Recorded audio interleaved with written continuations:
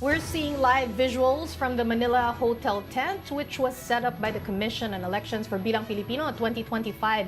Initially, it has been set up for the canvassing of votes, but now the tables have been moved out and replaced with seats, for the proclamation of our 12 newly voted senators.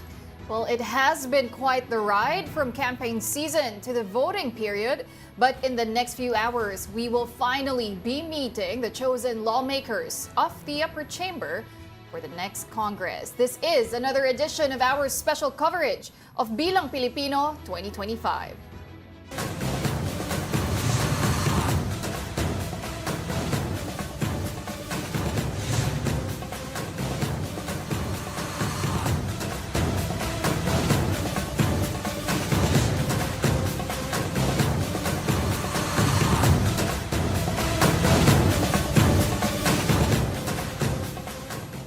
The nation has decided, and in just a few minutes, we will witness the proclamation of the 12 winning senators of the 2025 midterm elections. I am Chicky Verhel. And I am Pauline Verzosa. One by one, the 12 senators-elect will take their oath and deliver a short 5-minute message to the public. This is One News's special coverage, Bilang Pilipino 2025, the proclamation of winning senators. For our special coverage, mobile journalists Amy Atienza, Mermon Reyes, and Arles de los Santos will provide live updates from the Manila Hotel as winning senators are proclaimed. June 30, 12:01 a.m. sila uupo as in official na talaga ng mga senators, newly elected senators. Tama yan, Chiquino. So that's for the 20th Congress. But Yes. today, Saturday, these senators-elect will be proclaimed officially. 12 new senators yan, taking a look at live pictures here, we already see Senator Amy Marcos, a re-electionist who successfully garnered another seat at the Senate. She made it. Pasok siya sa top 12. Oh, number 12. And right there, doon sa line ng Magic 12, she got about 13.2 million votes, and that was enough for her to make it to the senatorial bowls. Yeah, speaking of Senator Amy Marcos, kanina nakita ko sa footage, her mom, Yes. former First Lady Imelda Marcos. Kasi yesterday, at least 3 people were wondering out loud. Sabi nila, pupunta kaya si former First Lady Imelda Marcos? Ayan na, yung sagot nyo, nakita po kanina when the camera panned onto the former First Lady. If I remember correctly, she was wearing green. Green ba yung damit niya kanina? We will revisit later, But right now, Senator Amy Marcos pa rin yung nafo-focus. Pero kanina, before, her son, si Borgie Manotoc. Yes. Andyan, yung long hair, medyo long hair po mga kapatid, kausap niya. But before that, kanina, we also saw Senator Bam Aquino, number 2 sa mga senador. One of the biggest upsets, Chicky, ito nga si Senator Bam Aquino along with Senator Kiko Pangilinan, who did get another seat, is a comebacking senator. Also, another surprise, si Senator Rodante Marcoleta na nagtapos bilang number 6 sa midterm elections. But right now, we are seeing here, the Soto family. Yes. They are supporting, of course, si Senator Tito Sen. Oo, andyan si Helen Gamboa, si Shara Soto. Lala Soto, I also saw her earlier. With Shara Soto. Ayan, beso-beso. Si Tita Helen Gamboa. So some pleasantries first before the event officially starts. But it is supposed to start at 3 p.m. at the Manila Hotel, Tent City. That's where all these senators-elect will be proclaimed. Later, we will be going through the 12 senators who are in, but conversations after the midterm elections did surround about this being one of the most consequential, one of the most unpredictable elections. Lots of surprises because, Chicky, dun based lang sa mga surveys, hindi naman talaga natin in-expect na ganito yung magiging composition ng bagong Senate. Totoo, malayo sa mga surveys. And by the way, speaking of Tito Sen, may mga kumausap na daw sa kanya, Pauline and guys, 3 to 4 people from, he didn't say kung from Senado, no? But I assume from Senado kasi ang sinabi niya, 3 to 4 people spoke with him about taking the Senate President seat, no? Away from Senator Chis Escudero. Tapos itong 3 to 4 daw na ito, sabi nila, their peers are actually ready to support him. We'll see So what as early happens. as now, we're already having some possible shakeups in the leadership in Congress. But for now, let us check in with mobile journalist Arles de los Santos, who is outside the venue. He's there to give us an update. Hi, Arles. Kamusta na ba ang sitwasyon dyan? Magandang araw sa inyo. No, nandito tayo ngayon sa Manila Hotel, the 10th City, kung saan ay kanina pagpasok natin, napaka-strict ng security dito para makapasok sa loob dahil hindi naman biro ang mga makakasama natin ngayong araw dahil ngayong hapon, alas 3, ay ipoproklama na ang 12 na senador na nanalo sa midterms election 2025. Kasama na natin dito sila dating Senador Ping Lacson at syempre ang nangunguna para sa pagkasenador ngayon, si Senador Bongo, si Senador Amy Marcos, Tito Soto, Bam Aquino ay nandito na, kasama din si Congressman Rodante Marcoleta. Kapansin-pansin dito bago makapasok sa loob ay kakaibang security measures at kahit ang bilang ng media ay talagang napaka-bilang din. Iilan lang kami dito, no? At sunod daw pagka-proklama daw sa mga senador na nanalo para sa 2025 midterm election ay meron silang inihanda dito sa gilid natin kung saan sila ay magkakaroon ng press conference, kung sila man daw ay tutugon o handang sumagot sa mga tanong ng media. Pero ngayon ay ilang minuto na lamang daw ay magsisimula na ang programa. Namin si Senator Kiko Pangilinan na lang daw ang hinihintay, tama ba? Isang senador na lang? We just wanna confirm. Yes, kasi nandito na rin ngayon si Senator Lito Lapid. Kailangan natin i-double check kasi merong specific seat para sa kanila. Kung makikita ninyo sa ating likuran, no? Nakahilera sila doon at halos puno na ang lahat. Pero kasi yung ibang mga senador natin dito, Senator-elect pala, no? Ay nakikipag-usap pa sa ibang mga kapwa nila nanalo at ibang mga kasama din natin sa Kongreso at Senado. So kung si Senator Kiko Pangilinan na lang ang hinihintay, nakita mo na kanina, Arles, si Senator Bato de la Rosa, nakita mo ba kung sino yung kasama ni Senator Bato de la Rosa? Because everyone's been wondering, isasama kaya yung pamilya ni Senator Bato? Medyo marami siyang kasama, no?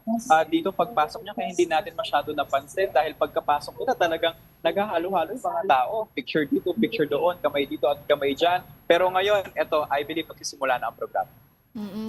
Pero Arles, walk us through the atmosphere inside the Manila Hotel 10th City. Ano? Yung mga senator-elect, nagkakamayan rin ba? Kahit na galing sila sa mga ibang partido, nagkakabatian na rin ba ang mga bagong senador dyan? Kapansin-pansin yan dito, no?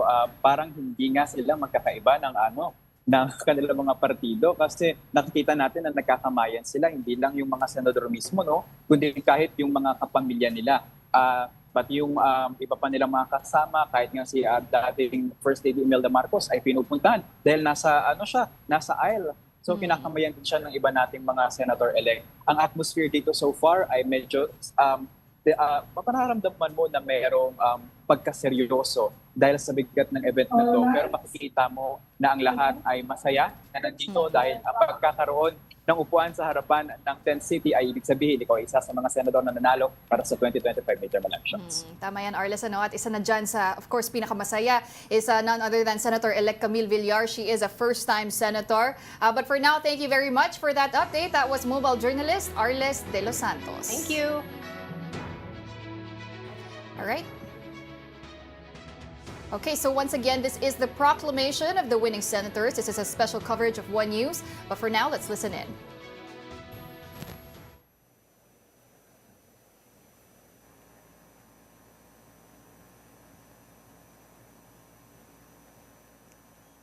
Let us all place ourselves in the presence of God.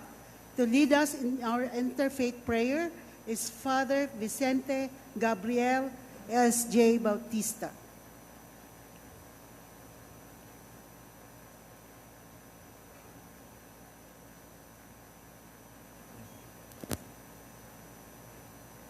Let us remember that we are always in the loving presence of our God. In the name of the Father, and of the Son, and of the Holy Spirit. Amen. God of all tenderness, our dear Good Shepherd, we thank you for calling us today. You have called us to follow you and listen to you every day. We are here to thank you for the gift of leaders, for those who worked hard day in and day out, for people who supported, and for people who lovingly gave their hearts and their all. We raise to you our newly elected leaders for our national and local communities, for our dear Senator-elect here present.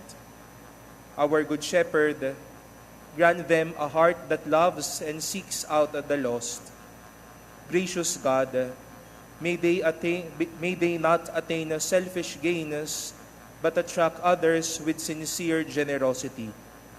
Loving God, may they not desire blood and pride, but compassion and presence. Faithful God, may they be firm to their promises and neglect not their ways. May they be pilgrims of hope in the midst of people thirsting for hope. May they be pure channels and dispensers of hope in this life. May they radiate hope as they lead, as they stand, as they enact laws, and as they govern us, your people. Take away what is old and bless them with newness. Take away what is evil and bless them with your presence. To you, God of all graciousness, we pray for them. We ask you to bless them. We ask you to hold them. In Jesus' name we pray. Amen.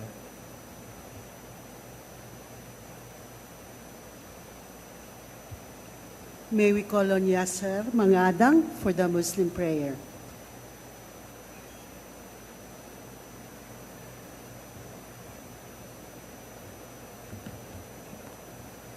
Bismillahirrahmanirrahim.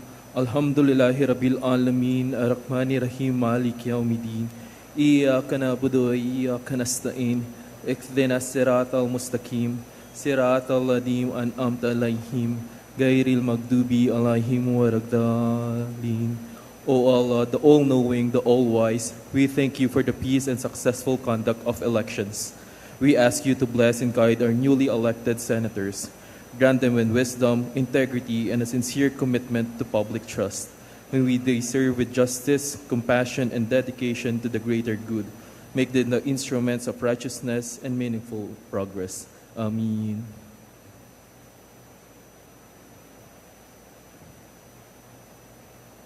Please remain standing for the entry of colors.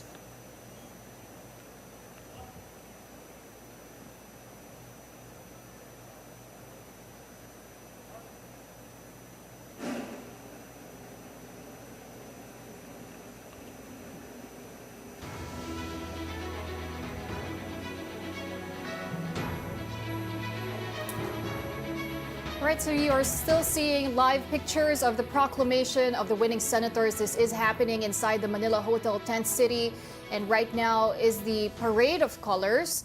And what will follow after is the new senators-elect finally being proclaimed just 5 days after the midterm elections took place. This is one of the fastest, if not the fastest, Chiki, na proclamation in Philippine history.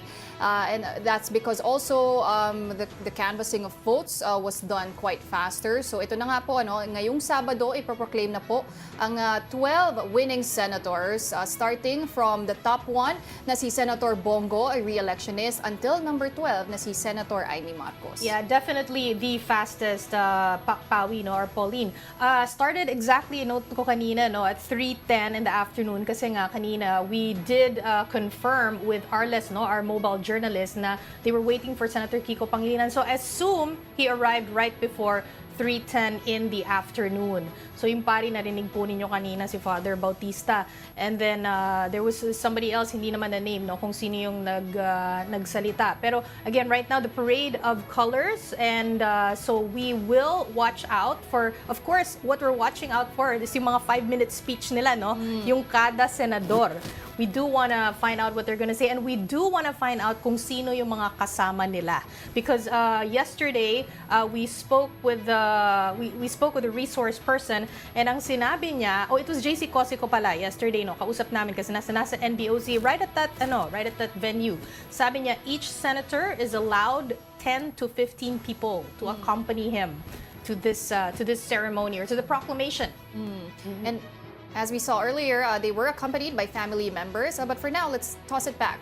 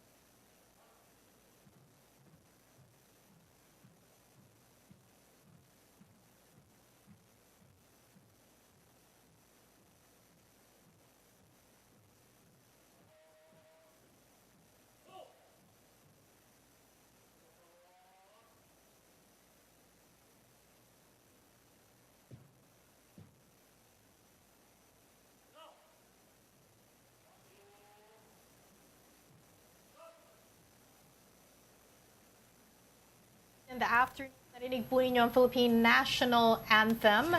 And again, we are still waiting, no, for the it has started actually, no, yung ceremony, pero we're still waiting for the meat of it. Yes. For the senators to come up on stage and deliver their speeches. Si Senator Bongo, no, Pauline and everyone else, no, ang sinabi niya, he did say before, ang aking panalo ay panalo din ni Tatay Digong kasi wala daw siyang wala siya sa public service, no, if not for former President Rodrigo Duterte. He really considers the former president his mentor. Kaya ganun na lang talaga ang loyalty, 'di ba?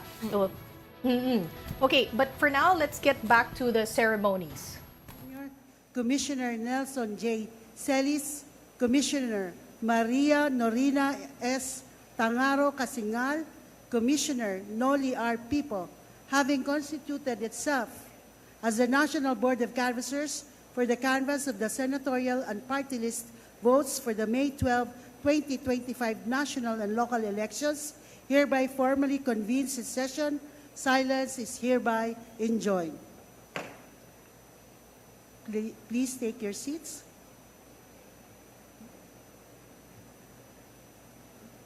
The Honorable Chairman George Erwin M. Garcia will now give his welcome speech.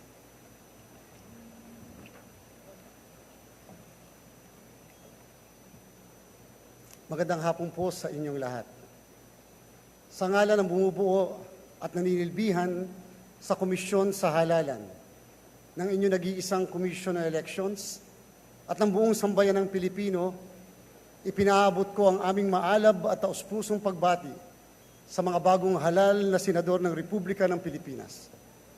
Kayo po ay ginawaran ng pambihirang mandato, isang tiwalang ipinagkaloob ng mamamayan, bunga ng kanilang kamalayan, pag-asa at paninindigan.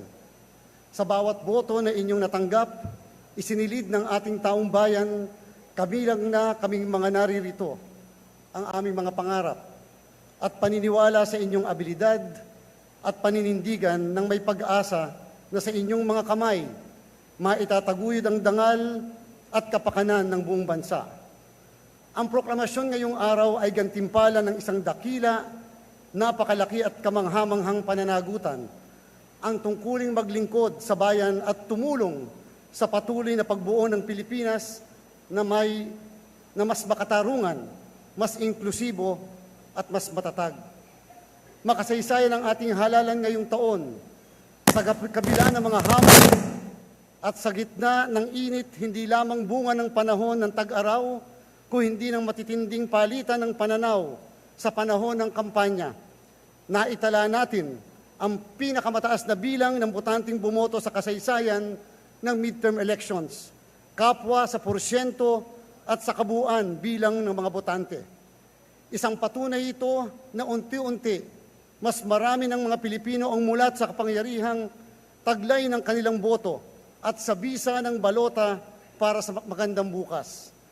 At sa hanay ng mga bumoto, namumukod tangi ang lakas ng tinig ng kabataan, ang millennials at Gen Z na madalas na pagkakamalang tahimik o abala sa sarili nilang mundo ay buong giting na nakisangkot, nakibahagi at tumindig para sa ating kinabukasan. Hindi na sila maaaring paratangan o pagbintangan na nananatili sa gilid ng kasaysayan. Nakita natin sila na mismo ang humahabi ng ating kasaysayan. Tangan ang kanilang mga balota, tila ba nagsasabing, narito kami, kabahagi sa paghubog ng ngayon at katuwang sa paglatag ng bukas. Umaasa kami na ang siglang ito ay bunga rin ng mga reformang pilit naming pinanday sa mga nagdaang taon, kabilang ng mga hakbang upang gawing mas madali, inklusibo, abot kamay, makatarungan at higit sa lahat, mas mapagkakatiwalaan ng ating halalan. Bahagi ng pagtitibay ng tiwalang ito ang mas mabilis at malinaw na pagpapalabas ng resulta. Batid namin na sa isang halalan hindi sapat na ito'y tapat. Kailangang ito'y nakikita at pinaniniwala ang tapat. Sa bawat segundo ng pag-antabay, bumubuo tayo ng pananampalataya. Sa bawat agarang paglabas ng bilang at resulta ng kabuuang boto sa bawat presinto, nilalabanan natin ang pag-aalinlangan at pangamba. Sa panahong ito, kami ay taus-pusong nagpapasalamat sa bawat botanteng nakiisa, sa bawat Pilipinong piniling maniwala sa halalan bilang daan ng pagbabago. Tunay nga pong sa kanilang pakikilahok, nabibigyang saysay ang lahat ng pagod, pawis at sakripisyo sa paghahanda ng prosesong ito. Kasama rin sa aming walang hanggang pasasalamat ang lahat ng mga naging katuwang sa matagumpay na halalan, ang ating mga guro, job order at casual workers, mga abogado ng halalan, poll watchers, volunteers, at mga kawani ng pambansa at lokal na pamahalaan, pati na rin ang mga ahensyang nagbibigay o nagbigay ng teknikal, lohistikal at pangsiguridad na suporta. Kinikilala rin namin ang mahalagang ambag ng special electoral boards at support staff, IT personnel, transport at support staff, media, civil society, organizations, mga simbahan, mga paaralan at mga lokal at international observers sa kanilang tahimik ngunit tapat na paglilingkod. Kami rin ay nagbibigay pugay sa lahat ng mga kandidato, pinalad man o hindi, na buong tapang na umaharap sa hamon ng paglilingkod at inilatag ang kanilang pangalan sa dambana ng serbisyo publiko. Ang malayang halalan ay hindi lamang nangangahulugan ng pagpigil sa paglilinlang, pananakot o sa pagtatangkang gawing katawa-tawa ang ating sistemang elektoral. Higit sa lahat, ito ay pagbubukas ng larangan para sa sino mang may tapat at bukal na hangaring maglingkod. Ano man ang kanilang pinagmulan, paniniwala o pananaw, basta't may katangian, kakayanan, at layunin magsilbi ng buong dangal. Sa bawat isang lumahok at naghain ng kanilang pagnanais na maging kandidato, nagkakaroon na mas maraming pagpipilian ang ating mga botante. Mas maraming tinig na maririnig, mas maraming mukha na maaaring pagkatiwalaan at mas maraming pagkakataong mapatunayan na ang serbisyo publiko ay hindi nakalaan sa iilan lamang. Sa ganitong anyo ng halalan, malaya, bukas at makabuluhan, lalong yumayabong ang pambansang pag-uusap at higit nating naipapakita ang isang demokrasya kung saan ang paglilingkod ay hindi pribilehiyo kung hindi bukas na paanyaya sa lahat ng may malasakit sa bayan. Kaya naman, sa ating pong mga nahalal sa gitna ng prosesong ito, ang inyong tagumpay ay higit pa sa pagkakapanalo.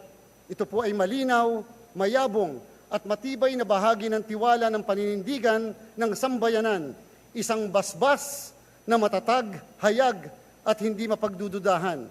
Muli po ang aming pagpupugay ang alay namin sa inyo. Sa kabila ng tuwa na naging tagumpay ng halalan.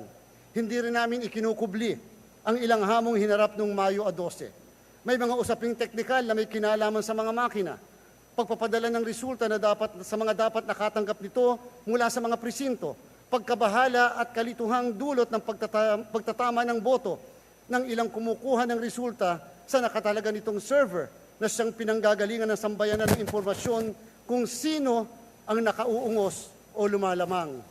Ang mga ito ay pinalala ng malisyosong lumalabas na misinformation, disinformation at fake news sa ating social media. Bagamat pinilit nating matugunan at maagapan ang lahat ng ito, ay karapat dapat pa ding pag-aralan, paghandaan at mas malawakang pang-ipaliwanag ng lubusan. Isang bagay po ang sana ay pumasok sa diskurso sa usaping bayan. Wala isa mang presinto sa buong bansa ang nagka-failure of elections. Higit na nakalulungkot, muling lumilitaw ang mga ulat ng pagbili ng boto. Isang pagyurak sa dangal ng mamamayan at tahasang pagsasamantala sa kanilang kahirapan. Hindi ito simpleng paglabag sa batas, ito'y pagnanakaw sa kanilang kalayaang pumili at paghamak sa karapatang humubog ng sarili nilang kinabukasan. Bagamat hindi ito sumasalamin sa kabuuan ng halalan, na nanatiling malaya at matiwasay, ang bawat insidente ay itinuturing naming mahalagang aral. Hindi ito mga batikos kundi paalala na patuloy na pagwasto at pagrereforma ng mga regulasyon at higit pang pagsasaayos ng ating halalan. Kaya naman po, habang ating ipinagdiriwang ang bagong kabanata ng Senado sa ilalim ng ika-20 Kongreso, ipagpaumanhin po ninyo kung aking pong gagamitin ang sandaling ito upang maiparating ang ating adikain ng komisyon. Umaasa po kaming kayo na pinagkakatiwalaan ng sambayanan ay magiging katuwang po namin sa pagsulong ng mas malalim na reforma sa halalan. Kabilang na ang pagrepaso sa mga batas ng makabagong halalan para sa makabagong Pilipino, ang pagpapatibay ng batas laban sa vote buying at ang pagrepaso sa umiiral na panuntunan tungkol sa pre-election campaigning. Kasama na rin po ang maagang pagboto ng mga nakatatanda at may kapansanan ilang araw bago mag-eleksyon at ang pagpapahintulot sa pagtatalaga ng ilang pribadong gusali bilang lugar ng botohan upang masiguradong maluwag at kaaya-aya ang karanasan ng bawat botante. Gayon din ang mas mataas na benepisyo para sa ating mga guro at iba pang tumutulong sa ating halalan ng walang kaakibat na pahirap. Nais namin makipagtulungan upang higit pang mapalawak ang kakayanan ng taong bayan na pumili ng kanilang mga lider na walang takot, walang pamimilit at higit sa lahat, walang pag-abuso sa kahirapan. Sana'y maging kapanalig namin kayo sa pagbuo ng sistemang panghalalan na hindi lamang makatarungan, tapat at inklusibo kung hindi makatao. Isang sistemang patuloy na lumalago, tumitibay at umaangkop sa mga hamon ng makabago at modernong panahon. Sapagkat ang halalan po ay hindi lamang isang yugto ng demokrasya, kung hindi bahagi ng tibok nito. At kung may tunay ngang pinangangalagaan ng demokrasya, nararapat lamang na patuloy nating pinagbubuti at lalong pinagaganda ang pagsasagawa ng halalan. Muli po, isang taus-pusong pagbati sa inyong tagumpay. Mabuhay ang mga bagong halal na senador ng bayan. Sama-sama po nating paglingkuran ang ating bayan. Maraming salamat po.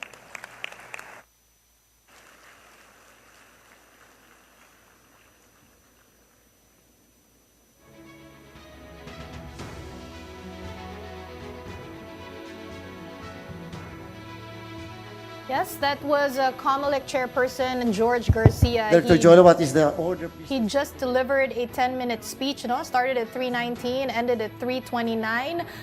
From what I heard kanina, no, we said that they were waiting for Senator Kiko Pangilinan.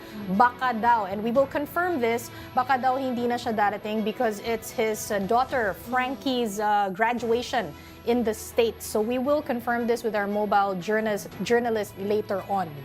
Yes, Oo. ayan, ano. So, well, we didn't see any sightings of Senator-elect Kiko Pangilinan, but he did finish as the number 5 senator with the most number of votes dito sa midterm race, senatorial race. But just going back to the opening remarks of Chairman George Garcia, COMELEC Chairman George Garcia, sinabi nga niya, this is a very historic midterm elections because this we recorded the highest voter turnout, the highest ever for a midterm election. 82.20%. That's right, and that represents about 57.3 million out of 69 million registered voters. But for now, let's listen in again. 17-2025, NBOC Resolution number 08-25. Whereas the Commission on Elections, sitting en banc as the National Board of Canvassers for senators and party list representatives, officially canvass in open and public session the votes cast for senators in connection with the 12 May 2025 national and local elections. Whereas on May 15, 2025, the MBOC completed canvassing 175 out of 175 certificates of canvass. Whereas in a memorandum dated 16 May 2025, the Supervisory Committee for the 2025 NLE recommended the proclamation of the 12 winning senators on 17 May 2025, 3 p.m., based on the results tabulated in the national tally for senators arranged by rank. Now, therefore, by virtue of the powers vested in it under the 1987 Constitution, the Omnibus Election Code or Batas Pambansa bilang 881, and other election laws, the Commission on Elections, sitting en banc as the National Board of Canvassers, hereby declares the following candidates as the duly elected senators of the Republic of the Philippines in the May 12, 2025 national and local elections, rank according to the number of votes obtained by each to serve for a term of 6 years, beginning at noon of June 30, 2025, in accordance with Section 4, Article 6 of the 1987 Constitution.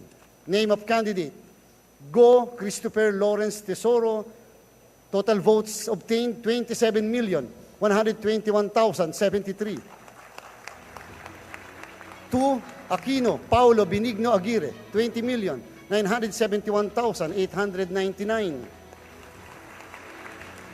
De La Rosa Ronald Marapon, 20,773,946. Number 4, Tulfo Erwin Teshiba, 17,118,881. Number 5, Pangilinan Francis Pancratius Nepomuceno, 15,343,229. Number 6, Marcoleta Rodante Dizon, 15,250,723. Number 7, Lacson Panfilo Morena, 15,106,111. Number 8, Soto Vicente III Castelo, 14,832,996. Number 9, Cayetano Pilar Juliana Schramm, 14,573,430. Number 10, Villar Camille Aguilar, 13,651,274. Number 11, Lapid Manuel Mercado, 13,394,102. Number 12, Marcos Maria Imelda Romualdez, 13,339,227. So ordered, signed, George Erwin Garcia, Chairman, and the rest of the commissioners, Amy Ferolino, Ray E. Bulay, Ernesto Ferdinand P. Maceda Jr., Nelson J. Celis, Maria Norina Tangaro Kasingal, Noli R. Pipo. Certification approved by the National Board of Canvassers on May 17, 2025, signed Consuelo B. Jola, Director 4, Office of the COMELEC Secretary. Maraming salamat.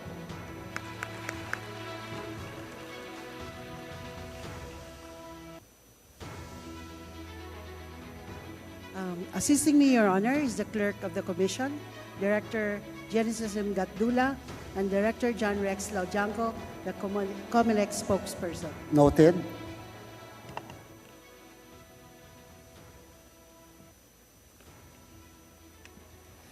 Good afternoon, ladies and gentlemen, and let's proceed to the formal proclamation of the newly elected senators of the 20th Congress of the Republic of the Philippines. May we request Commissioner Noli R. Pipo to read the proclamation certificate of Senator-elect Maria Imelda Romualdez Marcos.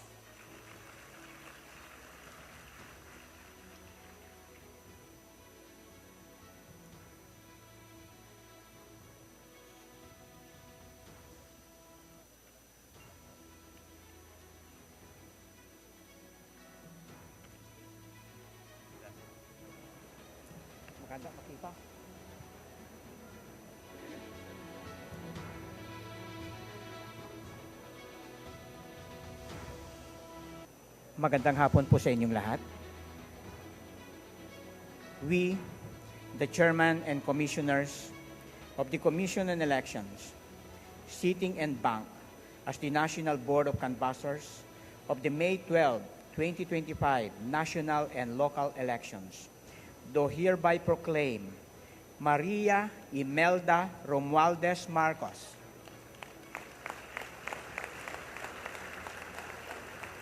as Senator-elect to serve for a term of 6 years, ending on June 30, 2031, in accordance with Section 4, Article 6 of the Constitution of the Republic of the Philippines, given this 17th day of May, 2025, in the city of Manila, Philippines.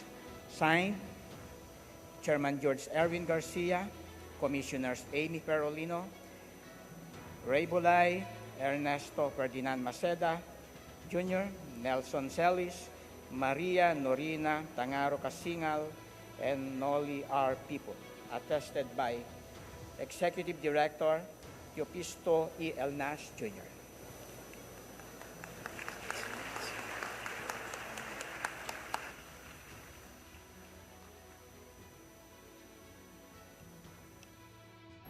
First to take her oath is incumbent Senator Amy Marcos. Recall that Senator Amy was once part of her brother, President Bongbong Marcos's senatorial slate, Alyansa para sa Bagong Pilipinas. The Alyansa had stood firm as an independent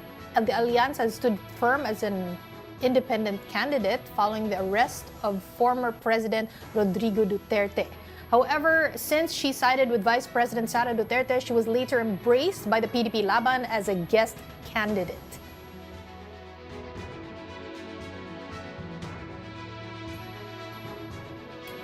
Yes, so we just heard yung term nila, no? June 30, 12 noon, magsa-start, and it's going to end after 6 years, exactly 6 years, June 30, 2031. We also did hear the exact number of votes, no? From 1 to 12, from Bongo to Senator Amy Marcos, no?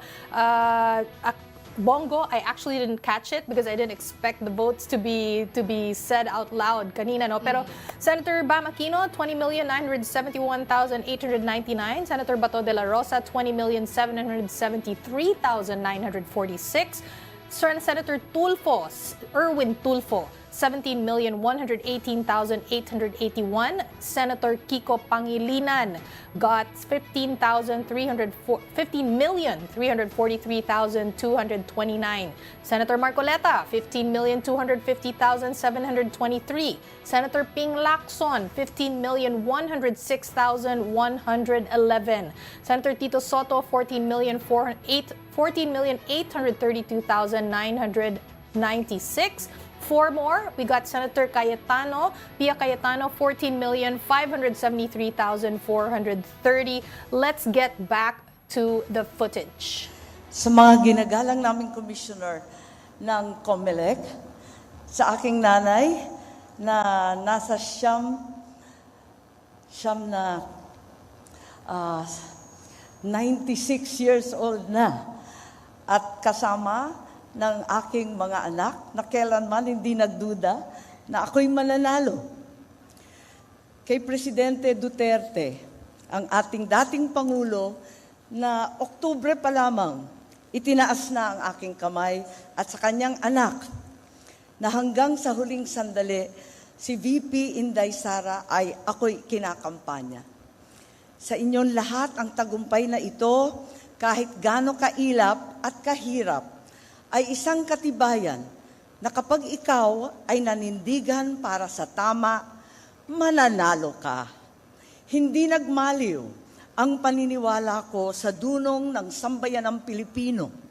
Nadama at alam nila ang ibig sabihin ng sakripisyo at prinsipyo at gagawaran nila ito ng suporta at pagmamahal. Mabuhay ang Pilipinas! Ikinararangal kong maging ika-12 sa listahan ang tumapos sa lahat na ito. Salamat sa inyong lahat.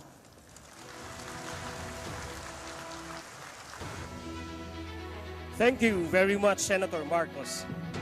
Now, may we request Commissioner Nelson J. Celis. Right, so that was Senator-elect Amy Marcos giving her speech after she was officially proclaimed as one of the 12 senators for the 20th Congress after winning a spot in the midterm senatorial race. Amy Marcos there thanking her mother, former First Lady Imelda Marcos, and also thanking, more importantly, Vice President Sara Duterte. We do know that the Vice President did give a last-minute endorsement for Senator Amy Marcos. That was already after her hearings on the arrest of the former President, Rodrigo Duterte.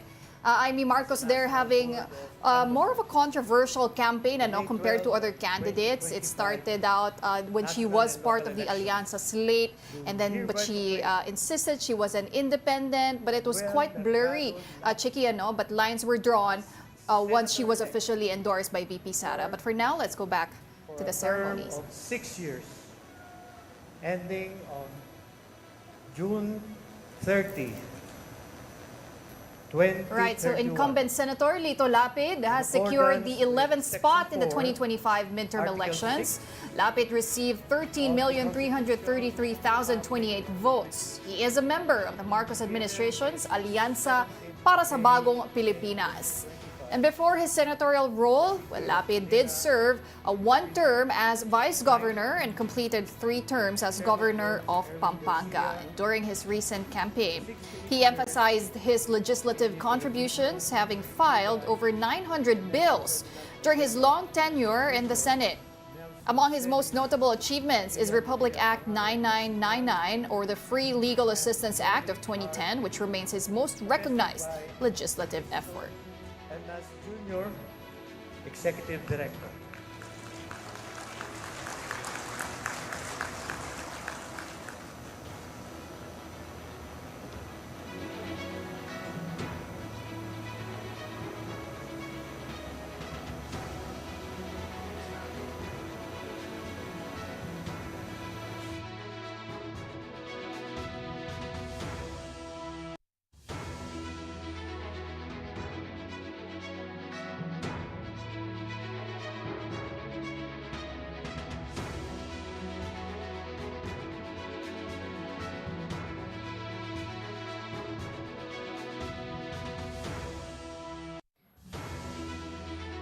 Parang parang honor roll, no? They go up like from the least to the highest. So we already finished with Senator Amy Marcos.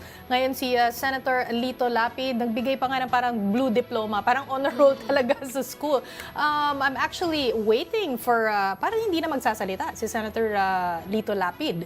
I'm actually waiting for him to give his speech, to make use of the 5 minutes allotted for him, because this is one of the very few times that we're going to be able to hear Senator-elect Lito Lapid speak to the public. Yeah. But Chicky, just taking a look at the vote distribution per province, dito nga para kay Senator Lito Lapid, of course, National Capital Region gave him about 1,100,000 votes, but Pampanga also delivering here with 645,000 votes, which is the second highest province who voted here for Senator Lito Lapid. Total niya, actually, official is 13,394,102 votes. Let's get back to the ceremonies.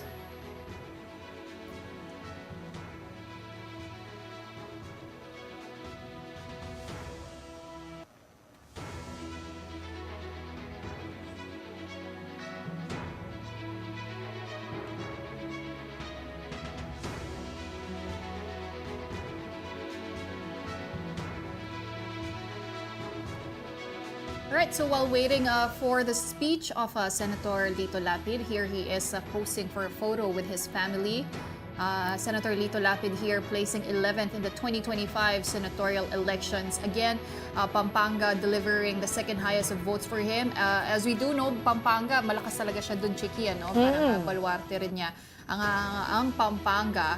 And this is another term for Senator Lito Lapid. Okay, here he is. Let's listen in. Magandang hapon po sa inyong lahat.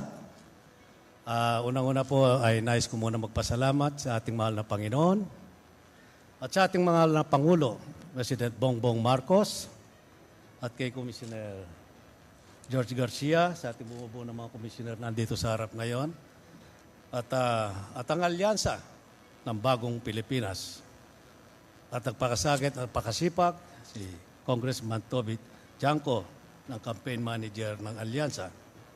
At sa aking mga minamahal sa buhay, ang aking pamilya, at ang lahat ng lingkod lapid na nagpasakit at Senate team, at lahat ng tumulong at nagtiwala at sumuporta sa akin at lahat ng mamamayang Pilipino. Number 11 po ako, number 12. Nakakahinga na tayo. Nakahinga na rin po. Sa inyo po, at apat na term ko na po ito bilang senador. At gagawin ko po ang lahat ng aking magagawa. At sisipagan pa natin, maghanap po tayo ng mga batas na para sa ating mga mamamayang Pilipinong mahihirap. Mabuhay po ang Pilipinas, mabihay po ang lahat po ng mga Pilipino. Sa inyo po lahat, maraming salamat po.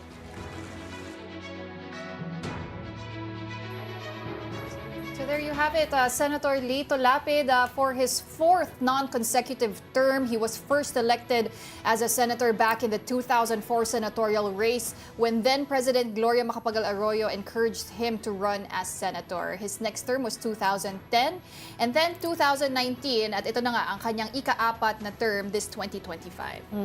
Nag-promise siya, hahanap daw siya ng mga batas para sa mga mahihirap na Pinoy. And it seems like kinabahan siya, no? Kasi kanina sabi niya, number 11, tapos tinuro niya si Senator Amy Marcos number 12, nakahinga na tayo. Pasok sila. Oo. Let's get back to the ceremonies. Okay. Maya-maya lang, no? Antayin natin kasi isa pa tong parang very much talked about during the campaign period. And the elections in general, no? Si Senator-elect Camille Villar. So she's up next and she has a total of 13,651,274 votes. Camille Villar is the fourth member of the Villar family to enter the Senate. It began with her father, Manny Villar, followed by her mother, outgoing Senator Cynthia Villar, and her brother, Senator Mark Villar, who continues to serve in the Senate. Before joining the Senate, Camille served as Deputy Speaker of the House of Representatives and has represented Las Piñas since 2019. Despite being under President Bongbong Marcos's Alianza para sa Bagong Pilipinas slate, Senator-elect Camille Villar is an adopted candidate of PDP Laban. But interestingly, Chiki, when we talk about the Villars, we do know ang baluarte nila ay ang Las Piñas area, But when you look at the senatorial race and the chart sa Metro Manila, actually hindi number one candidate si Camille Villar sa Las Piñas. She comes at number 6, 87,000 lamang ang bumoto sa kanya doon sa Las Piñas City as opposed to other candidates such as Bam Aquino who had about 137,000 votes. Siya ba number one? Siya ang Bam? number one, oo, sa Las Piñas. Quite interesting, as you mentioned, controversial din ito nga si Camille Villar sa kanyang kampanya because she was also endorsed by Vice President Sara Duterte. So parang namangka rin siya sa dalawang ilog. She was an alyansa candidate but she also sought the endorsement of Vice President Sara Duterte. At pag tinignan yung kanyang vote distribution, well, nag-deliver naman para sa kanya ang Cebu, 920,000 votes dyan. And when you look at her heat map, sayang hindi lang natin mapakita, But yung kanyang mga boto, mostly from Mindanao, meron din dyan ang Visayas, and some parts of Northern Luzon. Pero ang Central Luzon, yung L2L corridor na tinatawag, yung Lucena, Tulungayen, Actually, hindi niya na-capture yun eh.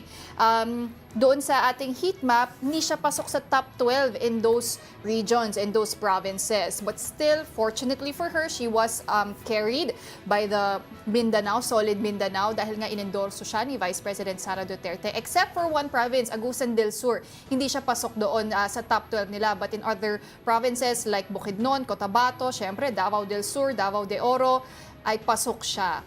Oo, pero mukhang gumana sa kanya, no? Both sides of the camp endorse her kasi nasa slate siya ng admin, Alyansa para sa Bagong Pilipinas. On one hand, and on the other hand, inendorso din siya ni VP Sara Duterte.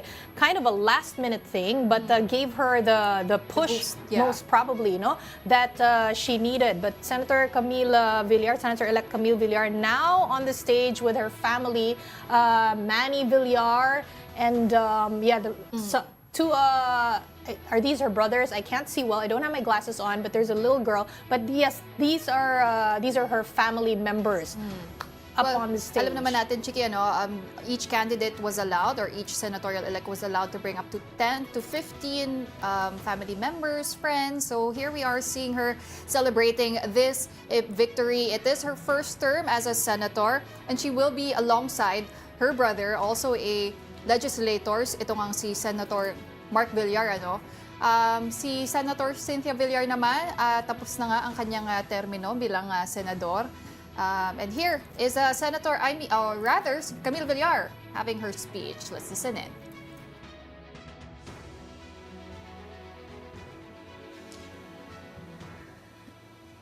To the Chairman of the Commission of Elections, Honorable George Erwin Garcia, Honorable Ray Bulay, Honorable Amy Ferolino, Honorable Nelson Celis, Honorable Ernesto Maceda Jr.,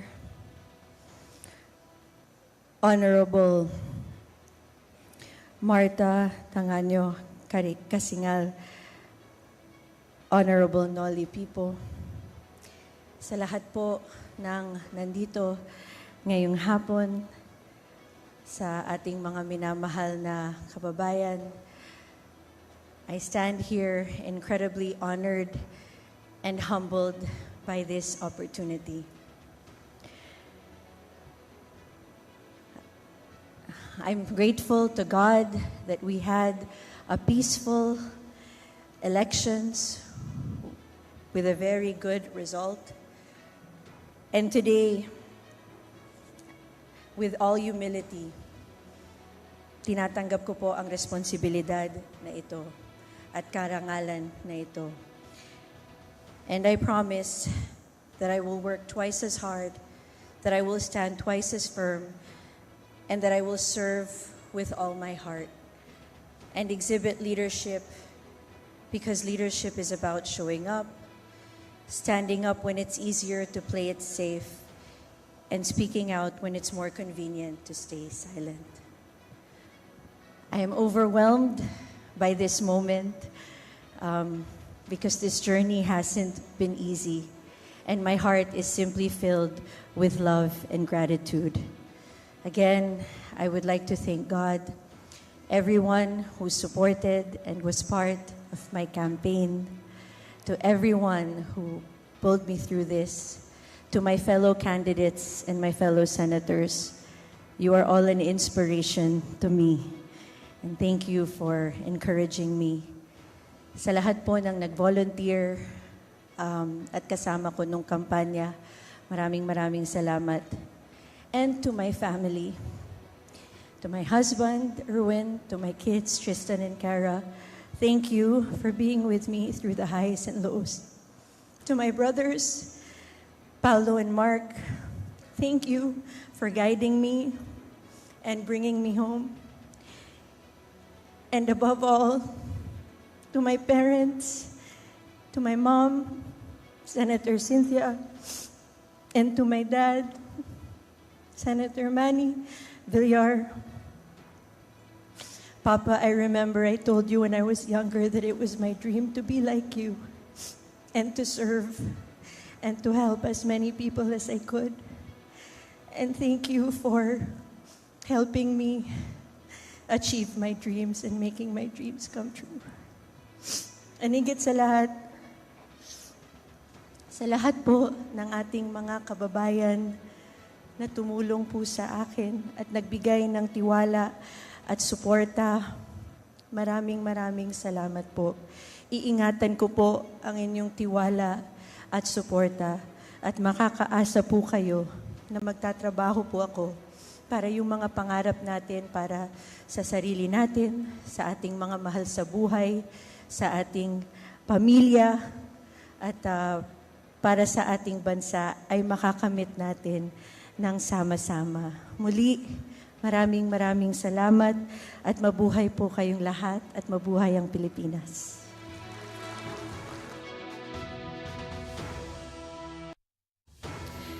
Yeah, mukhang kanina, no, visibly out of breath si Senator-elect Camille Villar. And I think it's because medyo nagiging emotional na siya. Later on nga, no, when she started thanking everyone, pagdating dun sa family niya, her brothers Paulo and Mark, her mom, her dad, dun na siya talaga umiyak na talaga. Kasi yun pala, she told her dad before, when she was a child, dream pala niya to be exactly like her dad, to be serving the Filipino people. Ito na nga, dream come true. Well, we do know the Villar family has a long history in politics. Her father, Manny Villar, did serve as a Senate President as well at chairman nga rin siya ng Nationalista Party. So nasa dugo talaga ng mga Villar ang politika. And here is Camille entering the political arena as a senator this time. She will have a 6-year term. All right, so at this point, next naman to be proclaimed is another member of the Alianza slate, incumbent Senator Pia Cayetano. So Pia Cayetano has served as a senator since 2019, and that's a position she previously held from 2004 to 2016. Now, like Senator Camille, Senator Pia also comes from a political family. Her father, Rene Cayetano, was a former senator, and her brother, Alan Peter, is also an incumbent senator.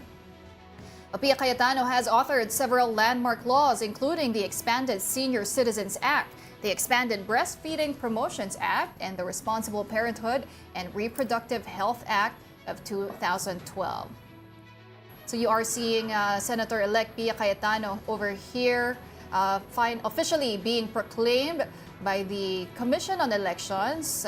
Senator Pia Cayetano finishing at number 9 in the senatorial race for the midterm elections. But as we reported earlier, Chiki, itong mga Cayetano, dynasty na rin yan sa politika ng Pilipinas. And Pia here will be joining her brother, Alan Peter, in the 20th Congress. So ano na yan, parang mga pamilya, you have 2 Villars, 2 Cayetanos, at yung isa pang pamilya na nagiging na rin daw, forming their own possibly a dynasty, are the Tulfos. We'll be getting to Senator-elect Erwin Tulfo later on. But for now, this is Senator Pia Cayetano officially being proclaimed. As you can see on your screens, she garnered 14,573,430 votes to win another fresh term as a senator of the Philippines. Mukhang mas marami yung kasama niya compared to Senator-elect Camille Villar. Ayan, so tama ba nakikita ko? Tinataas yung kamay ngayon ni Senator Pia Cayetano, and she has that diploma-looking thing para sa honor roll. I didn't really notice the other outfits, pero pansin ko si Senator Pia Cayetano and si Senator Amy Marcos naka-blue bottom, white top. So I don't know if there's a theme there. I will try to look into that later. Pero eto na, she's about to give her speech. So let's get back to the ceremonies. Commissioners, fellow senator-elects, and all the guests. Una sa lahat, gusto ko magpasalamat sa ating mga guro na walang kapagod-pagod na naninilbihan po during this election period. Sa lahat ng volunteer and COMELEC workers, and of course the commission headed by Chairman George Garcia. Salamat sa mga supporters ko na for the 4th time hinalal niyo ako bilang senator, sa staff ko na walang kapaguran na tumutulong sa akin, and of course to my family, especially to my mom who's not here right now, but my mom, my brothers, my kids, and of course to God. Maiksing kwento po. 21 years ago, I was elected as the youngest ever female senator. And I entered the Senate with a good name, with a background in law, and a mom of 2 young girls. My 2 young girls are no longer little girls, and I now have another son. And I worked inspired by the legacy of my late father, Senator Rene Compañero Cayetano, and the public service of my brothers, Alan, Ren, and Lino.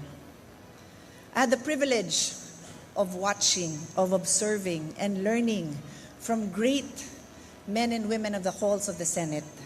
The late Miriam Defensor Santiago, the late Edgardo Angara, Joker Arroyo, Juan Flavier, Nene Pimentel. They're all gone now, but I learned and I continue to keep their memory in my heart. And so, I know it's now my time to give back, not only to lead by example and to uphold and conduct myself in a manner becoming of a senator, but also to mentor the young. So I look around, and sino ba yung newly elected and young dito? Walang iba kundi si Camille Villar. Siyempre, bata pa si Bam, pero hindi na new si Bam. Di na. Si Kiko naman, who's not here with us, ahead pa yan sa akin. So si Camille lang, you're the only one I'll mentor, Camille. But to the rest of my colleagues, I look forward to engaging with you in healthy and heartfelt debates, to argue with you, and sometimes to fight with you to the point na I will not talk to you that day because mainit talaga ang ulo ko dahil hindi tayo nagkakasundo. Pero hihimayin natin ng isa-isa ang mga batas na hinaharap natin sa mga kababayan natin because they deserve no less. They deserve no less than people that they elected with different points of view, with different backgrounds, to argue their points, to find what is the best solution, and not to compromise just because it's easier to compromise, but to find the very best that the Filipino people deserve. We live now in the age of transformation and the age of innovation.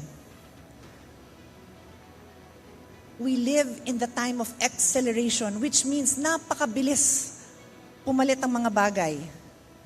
Most of us who were elected grew up with a rotary phone, with a typewriter, with a file of fax, with a fax machine, with a telegram. Ask your children or grandchildren sitting here today, do they even know those words? Telegram means something else today. I asked my kids if they knew what a file of fax was, and they did not know. So we must change. We must be willing to learn. We must be willing to accept that things that we grew up with are no longer the things that our young people are growing up with. And we can only do that if we humble ourselves and begin to learn all over again. So with that, I will show up with a humble heart. I know that the Senate will stand up and be the leaders that this country deserves. So ako po yung nagpapakumbaba muli, nagpapasalamat sa inyong tiwala sa akin, and I am ready to serve my 4th term. Thank you very much. Okay, so there you have it. Senator Pia Cayetano giving her speech. She was talking about how she is now acting like a mentor to the younger ones, particularly si Senator Camille Villar, pinoint out niya. Well, Senator Pia Cayetano is 59 years old, so 1 year she's in senior the na. middle. Oo. Tama yan, ano. But the Cayetanos, of course, a long family already in Philippine politics. So, veteran senator na. Ito nga si Pia Cayetano, she did pass a lot of landmark bills. So, titignan natin how she will, what other laws she will legislate here in the 20th Congress. Yes. She did point out yung different points of view nga dun sa Senate, no? And I think this was really very much reflected sa votes nitong midterm elections. It is also what people want iba-ibang points of view. Kaya nga, mekos-mekos mixed yung results ng elections. Mukhang everybody happy itong elections na to, no? And she did also mention the great times with Miriam Defensor Santiago, Edgardo Angara, Joker Arroyo, Nene Pimentel, Juan Flavier. She did mention these greats. You know what we actually can look into, no? Dati, there was a time when there were these really hardcore lawmakers. Itong mga na-mention na, even before, Vito Salonga, ganyan. And then it moved on to yung uso naman mga artista or mga celebrities. It is possible that starting now, no, mukhang mag-iiba na naman ang taste ng ating voters. Yes. Okay, let's get back to our ceremonies.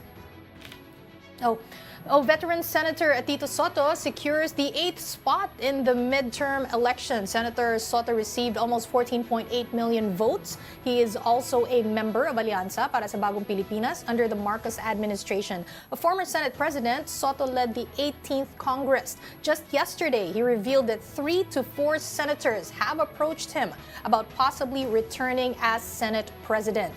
However, he clarified that he is not actively soliciting support for the Senate leadership post. If he does not regain the Senate presidency, Soto plans to seek the chairmanship of the Senate Ethics Committee, stressing the need to uphold ethical standards and improve the public image of the institution. He also announced plans to revive the Macho Block. Macho Block. Ano dati di ba? Macho Block. Di ba? Sina Gringo Honasan, Senator Ping Lacson. Let's pull out the members of the Macho Block, no? Macho Block ng Senado. O tama nga, sina Senator Gringo Honasan ito Which, by the way, Senator Gringo Honasan, he also ran, Itong nakaraang midterm elections, did not make it, obviously, no? Pero yeah, parte siya ng Macho Block. Sayang, walang reunion ng Macho Block. Pero earlier, Chiki, we're talking about how there have been rumors of Tito Soto possibly being the next Senate President. So we will see how things will unfold. But going back to his senatorial bid, he did get about 14 million votes. At most of his votes actually came from Northern Luzon, pati na rin some parts of Visayas, although sa Mindanao, hindi siya pasok sa top 12 doon. But we know he did run under the Alianza slate, so that could possibly be it. But for now, let's listen in to Senator Tito Soto's speech. Chairman and the commissioners of the Commission on Election at sa makapangyarihang mamamayang Pilipino, ang pinakamahalaga at una sa lahat ay ang aking pagpapasalamat sa Panginoon Diyos. Lahat ng kapurihan at karangalan ay sa Kanya. I would like to thank all those who supported and helped me during this campaign, the Alianza of the President, especially my family, and my beloved wife, Helen. Gagampanan ko ang tungkulin na inyong binigay sa akin sa abot ng aking makakaya. Makakaasa kayo na buong puso at kaisipan ko na kayo'y paglilingkuran. In the Philippine Senate, from 1916 to the present, I am privileged to be the first and presently the only senator who have been elected 5 terms or 5 times. In these terms, I have made legislations and principally authored 259 laws that improved and elevated the lives of the Filipinos. In this 5th term, I will exercise oversight on existing laws to ensure that it is properly implemented. I will make sure that the budget of the government is used correctly. And most of all, I will make certain to restore the good image, integrity, and independence of the institution. Nais ko pong mag-iwan ng maayos na legasiya, hindi lamang para sa aking sarili, kundi para sa mga nauna po sa akin, sila Senator Vicente Yap Soto at Senator Filemon Soto, and most especially for the future generations of Sotos who will serve the Filipino people. My utmost gratitude to the millions of Filipinos who have given me their trust and confidence, and most especially to the great architect of the universe, my God. Ang aking taus-pusong pasasalamat, mabuhay ang Pilipinas.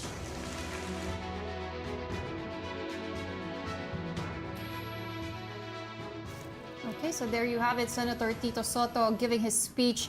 Quite historic here for him, because he's now getting his fifth term, fifth unconsecutive term as a senator of the Philippines. And ayan na nga, kanina may nabanggit siyang interesting na line he's also doing this for the future Sotos daw who will be serving the country. Sino kaya yun? I did notice that actually. Pero very important, lalo na kung ipapasa mo yung pamana mo, di ba? Yung sa, in terms of, politics. Kasi kailangan malinis yung pangalan mo, maganda yung pinapakita mo so that it's the brand. It's the brand name. So sabihin, Soto, oo, si Tito Soto, okay yun. So malamang okay yung anak or whoever, will take over. Not surprising that he's been talked about dun sa Senate presidency, Kasi usually naman, kaalyado ng Pangulo di ba? Yung Senate President and House Speaker, because they want to make sure na yung mga priorities are talagang aligned, di ba? You now see Senator Ping Lacson here. Senator Ping Lacson actually got 15,106,111 votes. And he is another veteran senator to win this midterm election. He did also run under the Alianza slate. Yeah, kanina we spoke about the Macho Black. Kasama ito Oo, kasama pala. So may reunion sila ni Tito Sen. Tito Soto, oo. Wala dyan si Manny Pacquiao tsaka si Gringo Honasan. Apat sila Kulang pala. With the Macho Black. 2 Baka out of 4. may bagong Macho Black naman. But here he is, of course, Senator Ping Lacson, now serving his fourth term in the Senate. He has built a long career in law enforcement, governance, and anti-corruption. He is also the principal sponsor of the Anti-Terrorism Act of 2020. Senator Lacson also co-authoring the Bayanihan to Heal as One Act, which provided emergency pandemic response measures. So ayan po, Number Senator 7. Ping Lacson, most of his votes also coming from Solid North. Solid yan dahil pasok siya sa top 12. Oo, he did run under Alianza. Sa Mindanao, ibang-iba naman din yung kulay ng mapa. It's a light green which indicates na hindi siya pasok sa top 12. Top 12 doon, oo. So, Senator Ping Lacson, nagbabalik. And we know ito namang si Senator Ping Lacson, talagang peace and order din yung kanyang platform, right? He was a former police general. He also served 3 terms. Okay, let's listen in. Chairman Garcia, At kung di ako nagkakamali, kami magkababayan sa lalawigan ng Cavite. Pero hindi ko akalain na ganito pala siya kasadista. 90 days kaming nagkampanya, halos araw-araw na ginawa ng Diyos, speech kami ng speech. Nung makita ko yung programa, speech na naman, poproklama na kami, panalo na kami, speech na naman, Chairman. Levity aside, barring any future adverse, serious, and credible issues or accusations raised against the Commission on Elections in the conduct of the May 2025 elections, I take my hat off to Chairman Garcia, the COMELEC commissioners, the staff, the employees of the Commission on Elections, for a job well done.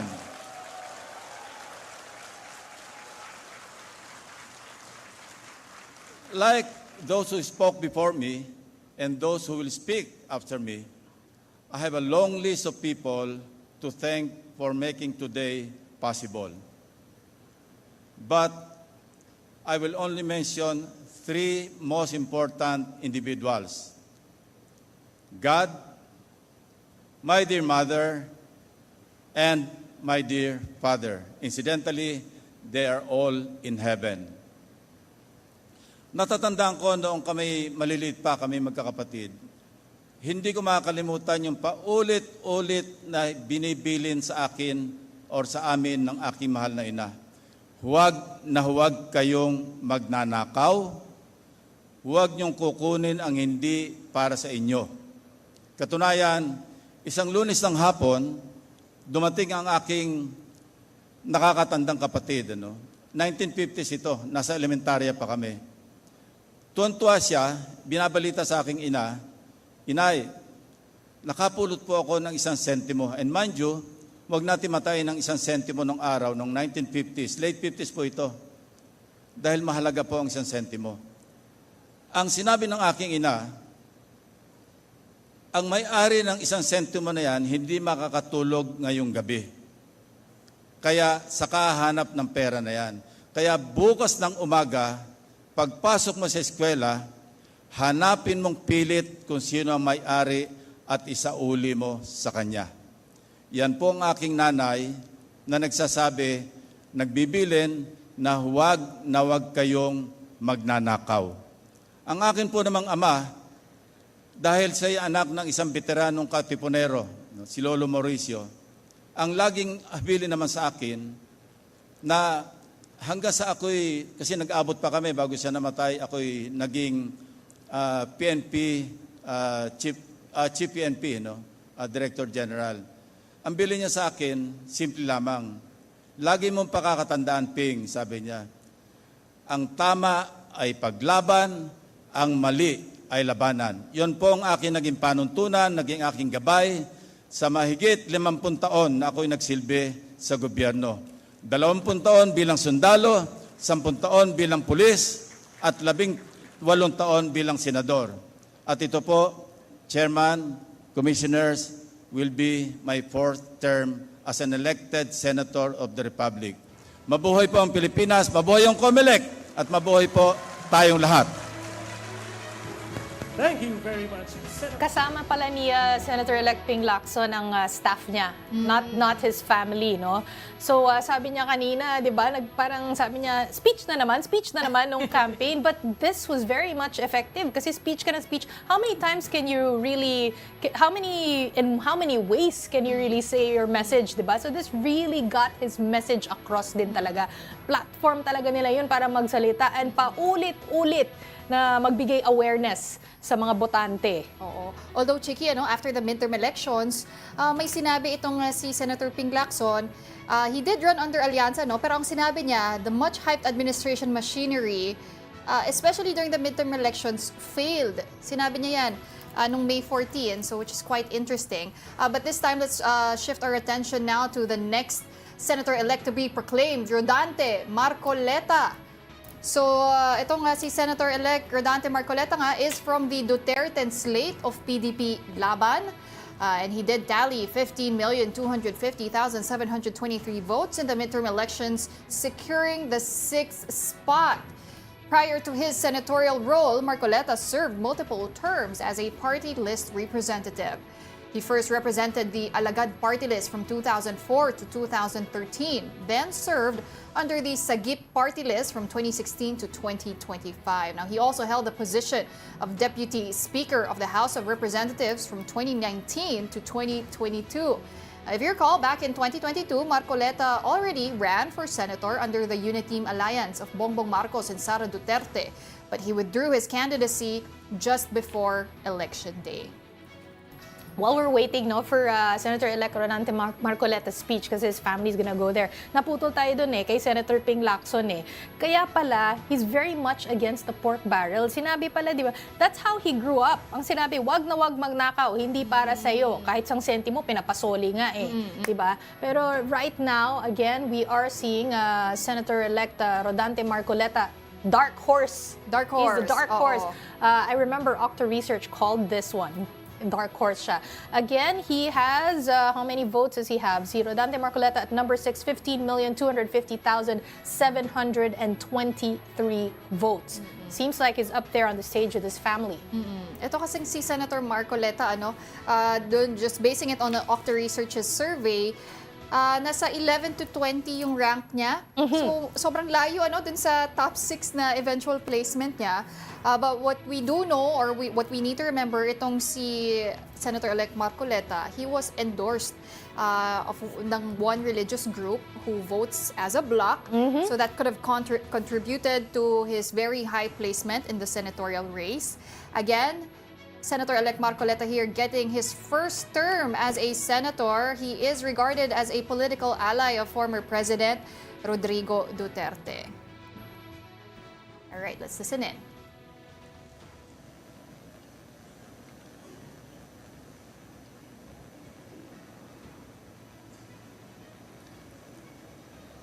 Mga minamahal kong mga kababayan, sa ngalan po ng aking pamilya, ako'y taus-puso pong nagpapasalamat sa natatanging pagtitiwala na ipinagkaloob ninyo sa akin at sa pagkakataong makapaglingkod bilang isang senador ng ating bansa. Ang tagumpay na aking nakamit ay tagumpay po nating lahat. Para sa akin po, ito ay tagumpay na rin ng pag-iral ng demokrasya sa ating bansa. Isang panibagong yugto na nangangailangan ng nagkakaisang pagkilos para sa kabutihan ng ating bansa. Ang pagtitiwalang ito ay hindi lamang katuparan ng isang karangalan na iginawad sa akin.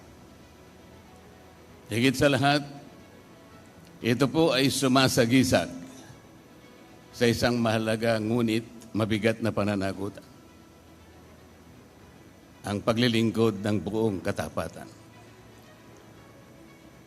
Pagsisikapan ko po ito ay aking balikatin hanggang sa aking mapatunayan sa inyong lahat na ako po ay karapat-dapat sa iginawad ninyong pagtitiwala. Ang kailangan po natin ngayon ay pagtutulungan, hindi hidwaan. Ang kailangan po natin ay hindi paligsahan ng akusasyon, kung hindi paghanap at pagtuklas ng mabisang pamamaraan tungo sa kaunlaran. Ang 6 na taon na ibinigay po ninyo sa akin ay hindi tungkol sa paggamit ng kapangyarihan, kundi sa pangingibabaw ng tapat na paglilingkod na inaasahan at inaasam ng ating mga kababayan. Hindi po ito tungkol sa pansariling kapakinabangan, kung hindi ito ay sa kapakanan at interes ng bawat isang Pilipino.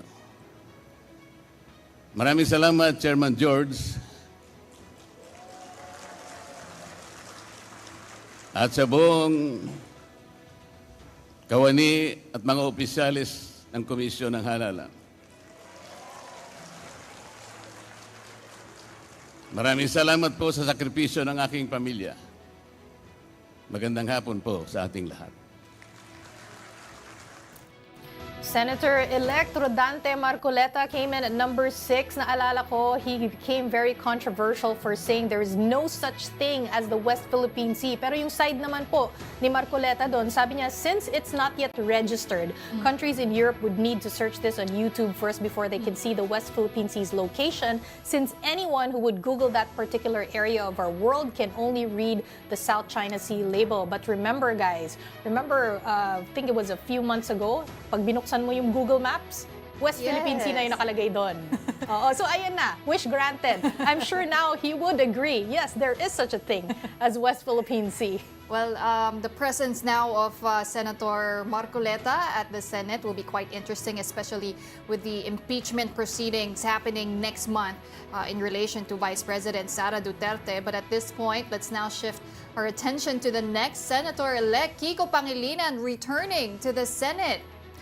Pangilinan ranked 5th in the 2025 midterm elections, securing 15,290,525 votes.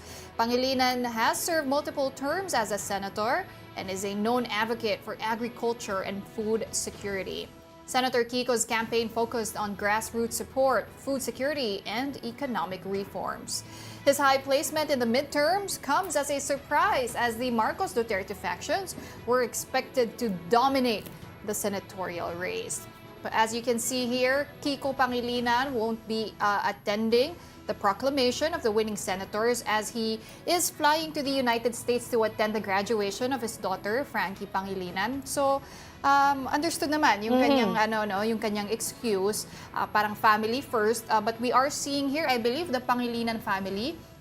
I think that's his sibling, if I'm not mistaken. But nonetheless, congratulations nga naman kay Senator-elect Kiko Pangilinan. He is returning to the Senate. Congratulations, Senator-elect Kiko Pangilinan. He actually did win, no?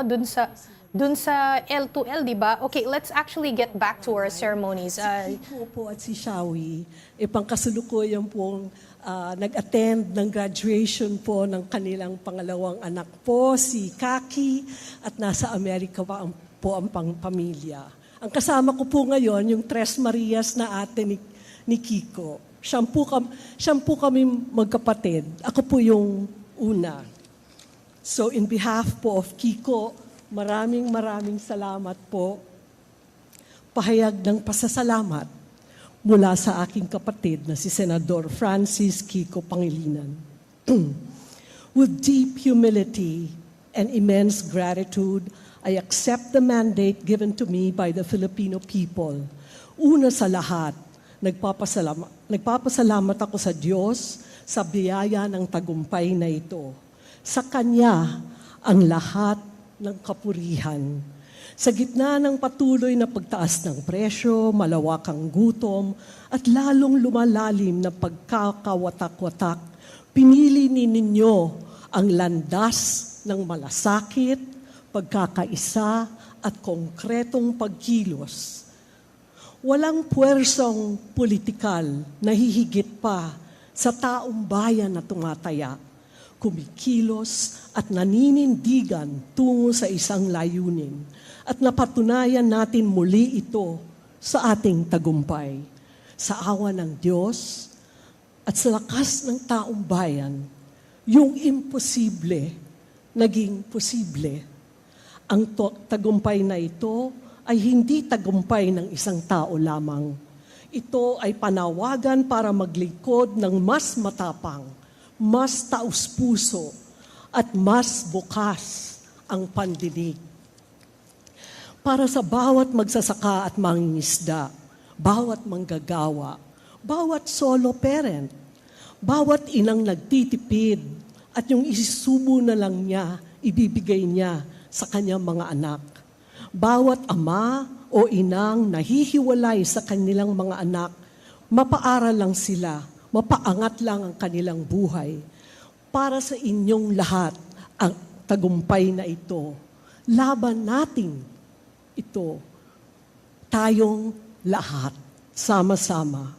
Panahon na para kilalanin at suportahan ng lubos ang Mindanao, hindi lang bilang food basket ng bansa, kundi bilang mahalagang susi sa ating tagumpay laban sa kagutuman at kahirapan.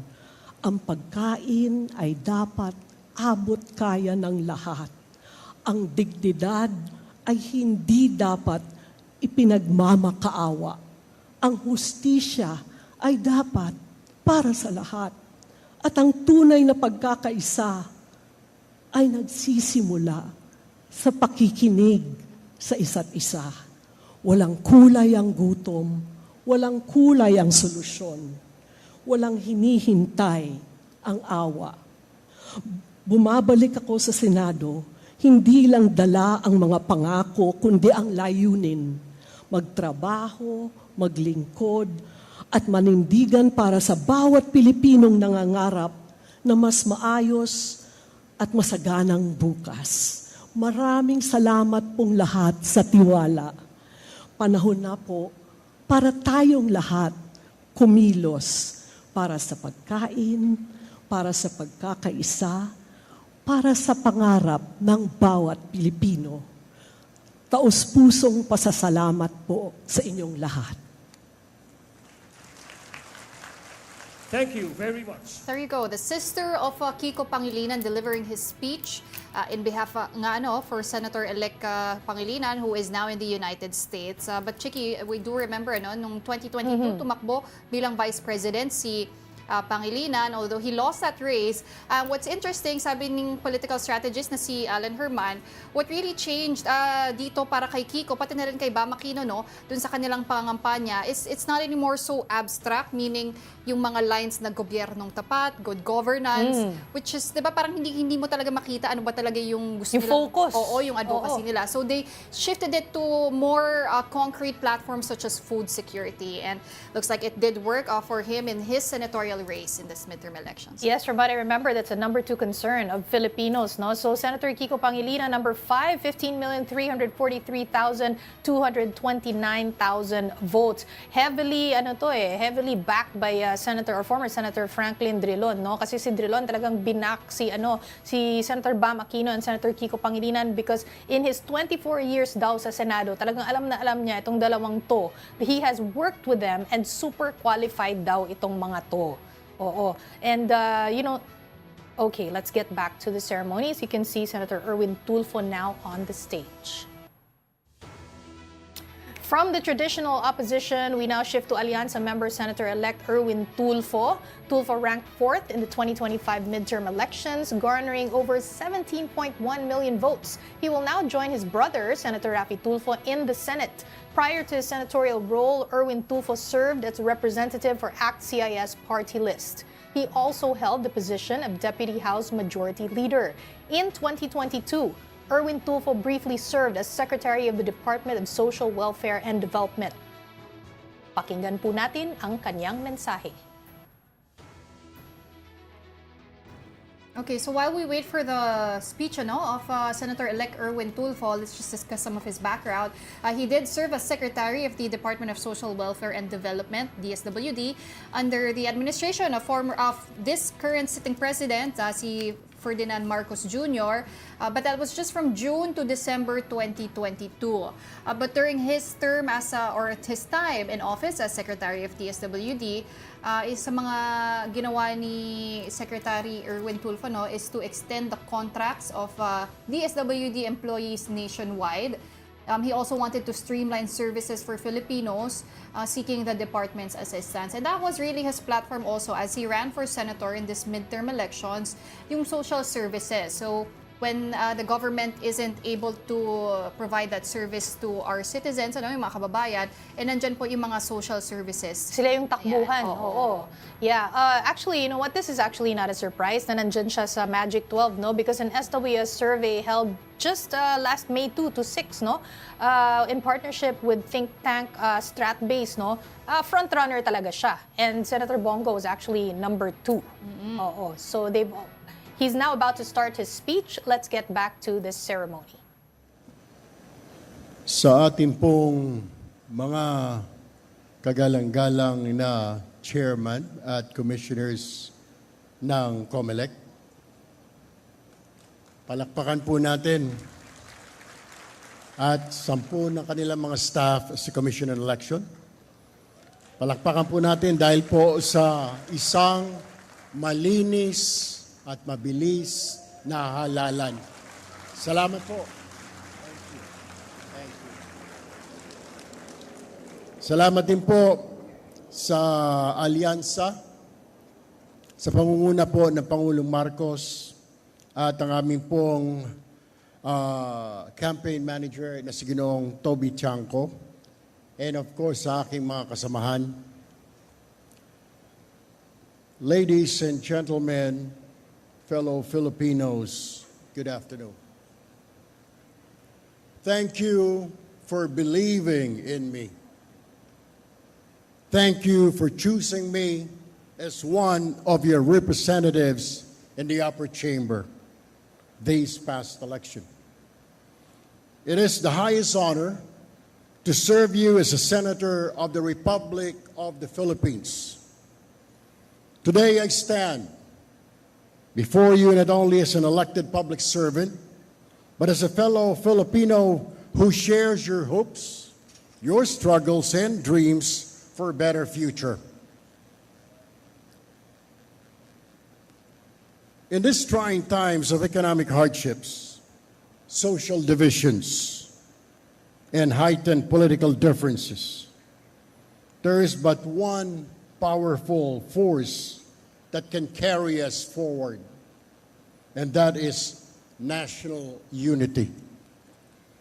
Unity is not just a concept we talk about during elections. It is the foundation of a strong and resilient nation.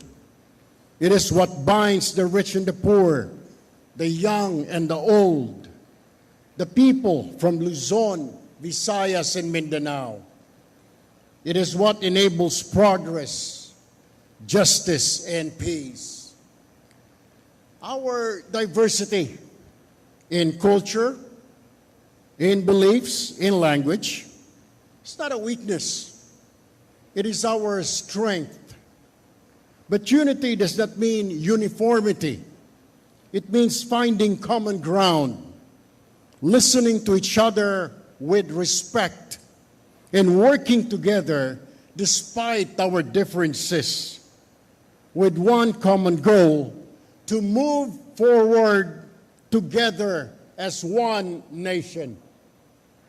If we fail to unite now, we may not be able to achieve what our leaders from the past to the present have been working on to uplift the life of every Filipino citizen.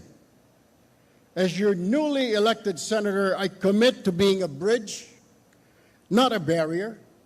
I will work with leaders from all parties, listen to voices to all sectors or from all sectors, and prioritize laws and programs that will unite rather than further divide this nation. Thus, I ask my fellow senators, let us set aside our political differences for the sake of our nation and our people, and let us work together to resolve the problems before us. We are not enemies. We are Filipinos, no matter our political colors or beliefs. Let us move forward together. Let us rise above politics, above personal and political interests, and above hatred.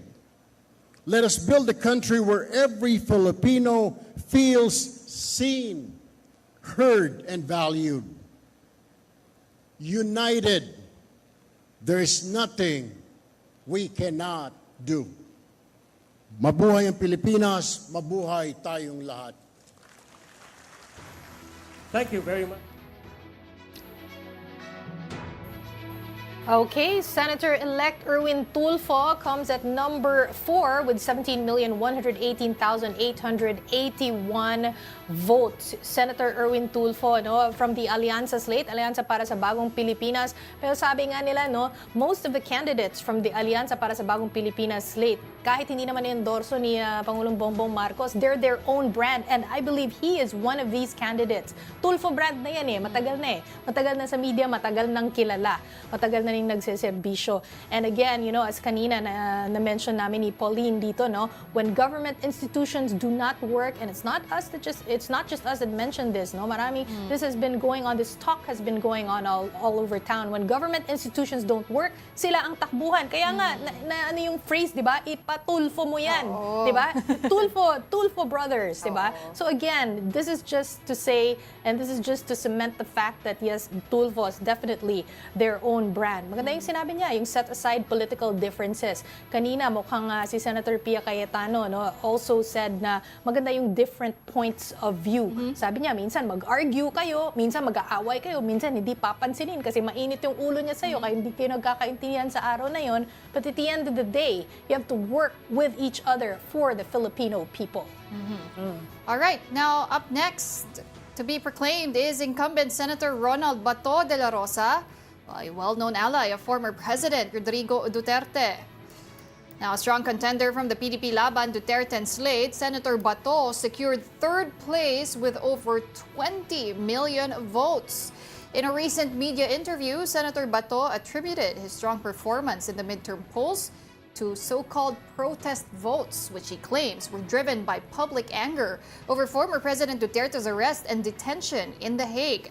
De la Rosa also stated that the election results reflect public dismay over what he called a political mistake by the administration. At tama nga naman din yung assessment ni Senator Bato, no?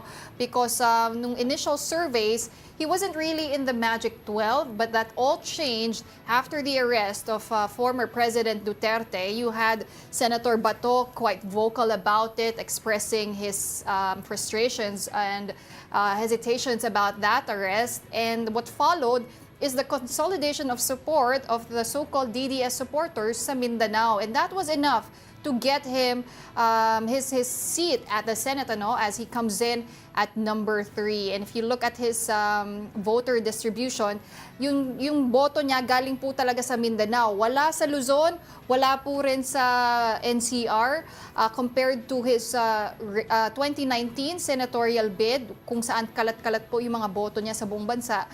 This time, it was really centered, focused on Mindanao, but that was enough to get him another term in the Senate. Yes, minention ni Pauline kanina, is na according to Senator Bato de la Rosa, it was really the arrest, or for them, the illegal arrest of former President Rodrigo Duterte that really drove up the emotions. Pero nakausap si Congressman Toby Tiangco, many times, At ang sinabi niya, this all actually started, the support for the Duterte or the Duterte endorsed candidates actually started nung impeachment ni VP Sara. Doon talaga. So, but yes, this was probably the culminating point dun sa emosyon o sa anger ng mga supporters ng dating Pangulo. But again, Toby Tiangco said this all started nung impeachment pa lang. Tapos nagtuloy-tuloy na, And we do see that as they climb up the surveys. So yun nga yung tinatawag ni Senator Bato na protest vote, as he is accompanied by a lot of, I guess, family members. But now let's listen in. First of all, I would like to congratulate the COMELEC for a job well done. A very successful 2025 midterm elections.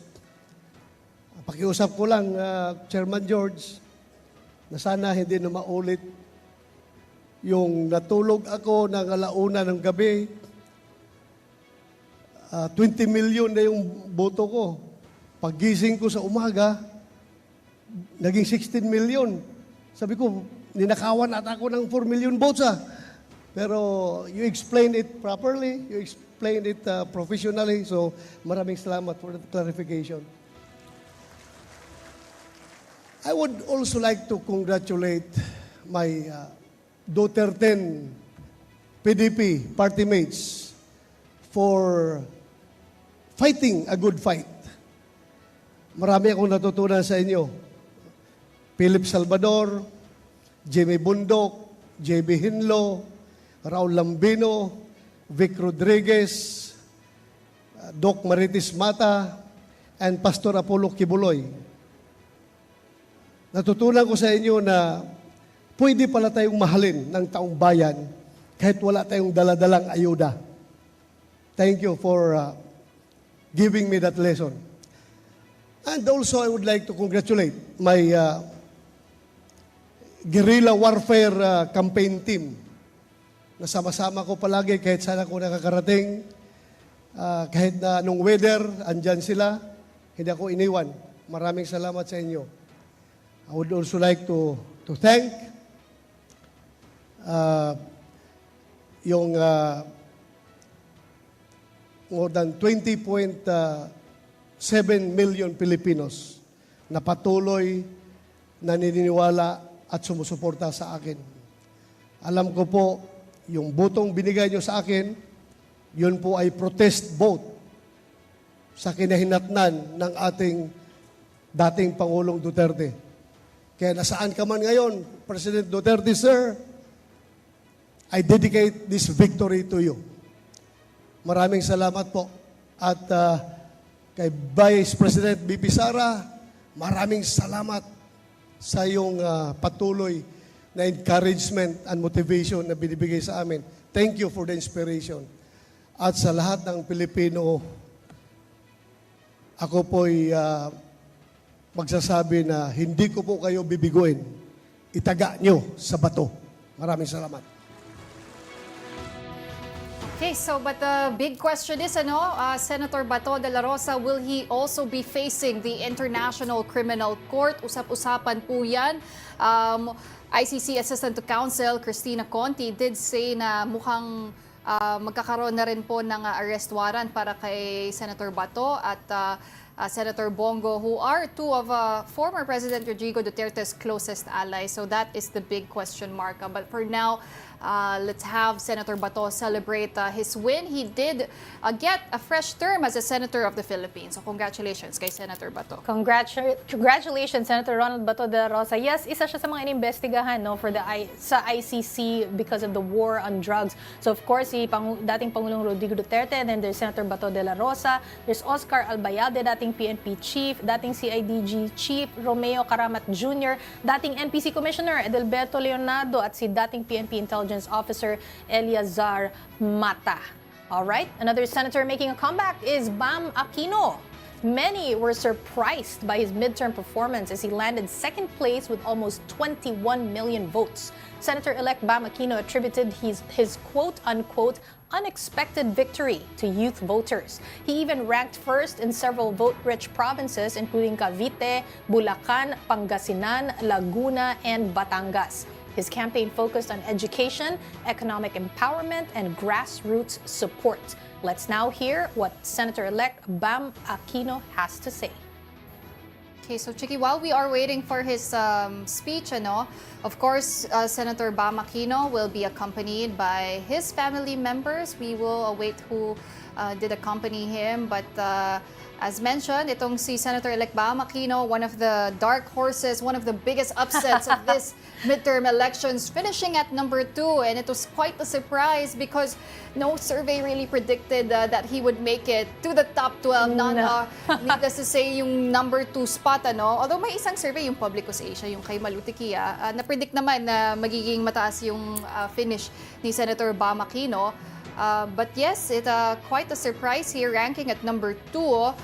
And Bam Aquino, of course, kasama rin daw yan sa inendorso ng isang religious group na nagba-block vote, so that could have contributed to his very high finish. But taking a look at his vote distribution, marami sa mga boto niya galing actually sa norte. Not so much in Mindanao. That's a surprise, kasi norte is, solid the bailiwick, Marcos ng mga Marcos.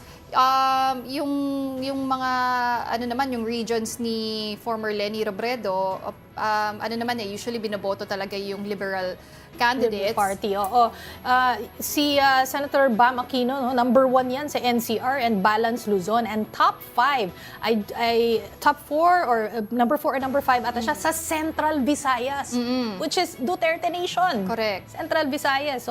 So he really did hit it big sa L2L or Lingayen to Lucena corridor. Magandang hapon po sa ating lahat. Let me begin by thanking, of course, the Lord Almighty. Ito pong pagtakbo po natin ay isang pagtakbo ng tiwala sa Diyos at sa taong bayan. Unang-una po sa lahat. Pangalawa, nais ko pong pasalamatan ng aking magulang, si Paul at si Melanie na nandito. Marahil po alam ninyo na kahit po 80 na po sila, nangangampanya pa rin para po sa kanilang pinakabatang anak. Nais ko rin pong pasalamatan ng aking asawa, si Timmy, na marami pong naibigay sa kampanyang ito. Lahat na pwedeng ibigay, naibigay po niya. At syempre yung dalawa ko pong girls, si Rory at si Coco. Nais ko rin pong pasalamatan ng ating Commission on Elections headed by Chairman George Garcia at lahat ng kasama po sa COMELEC. Maraming salamat po. Thank you very much po. Alam niyo po, sa 90-day campaign na ito, marami po talagang makikilala. marami pong mamimit, marami pong mga makakausap, mga kababayan po natin. Magsasaka, mangingisda, estudyante, call center worker, napakarami po.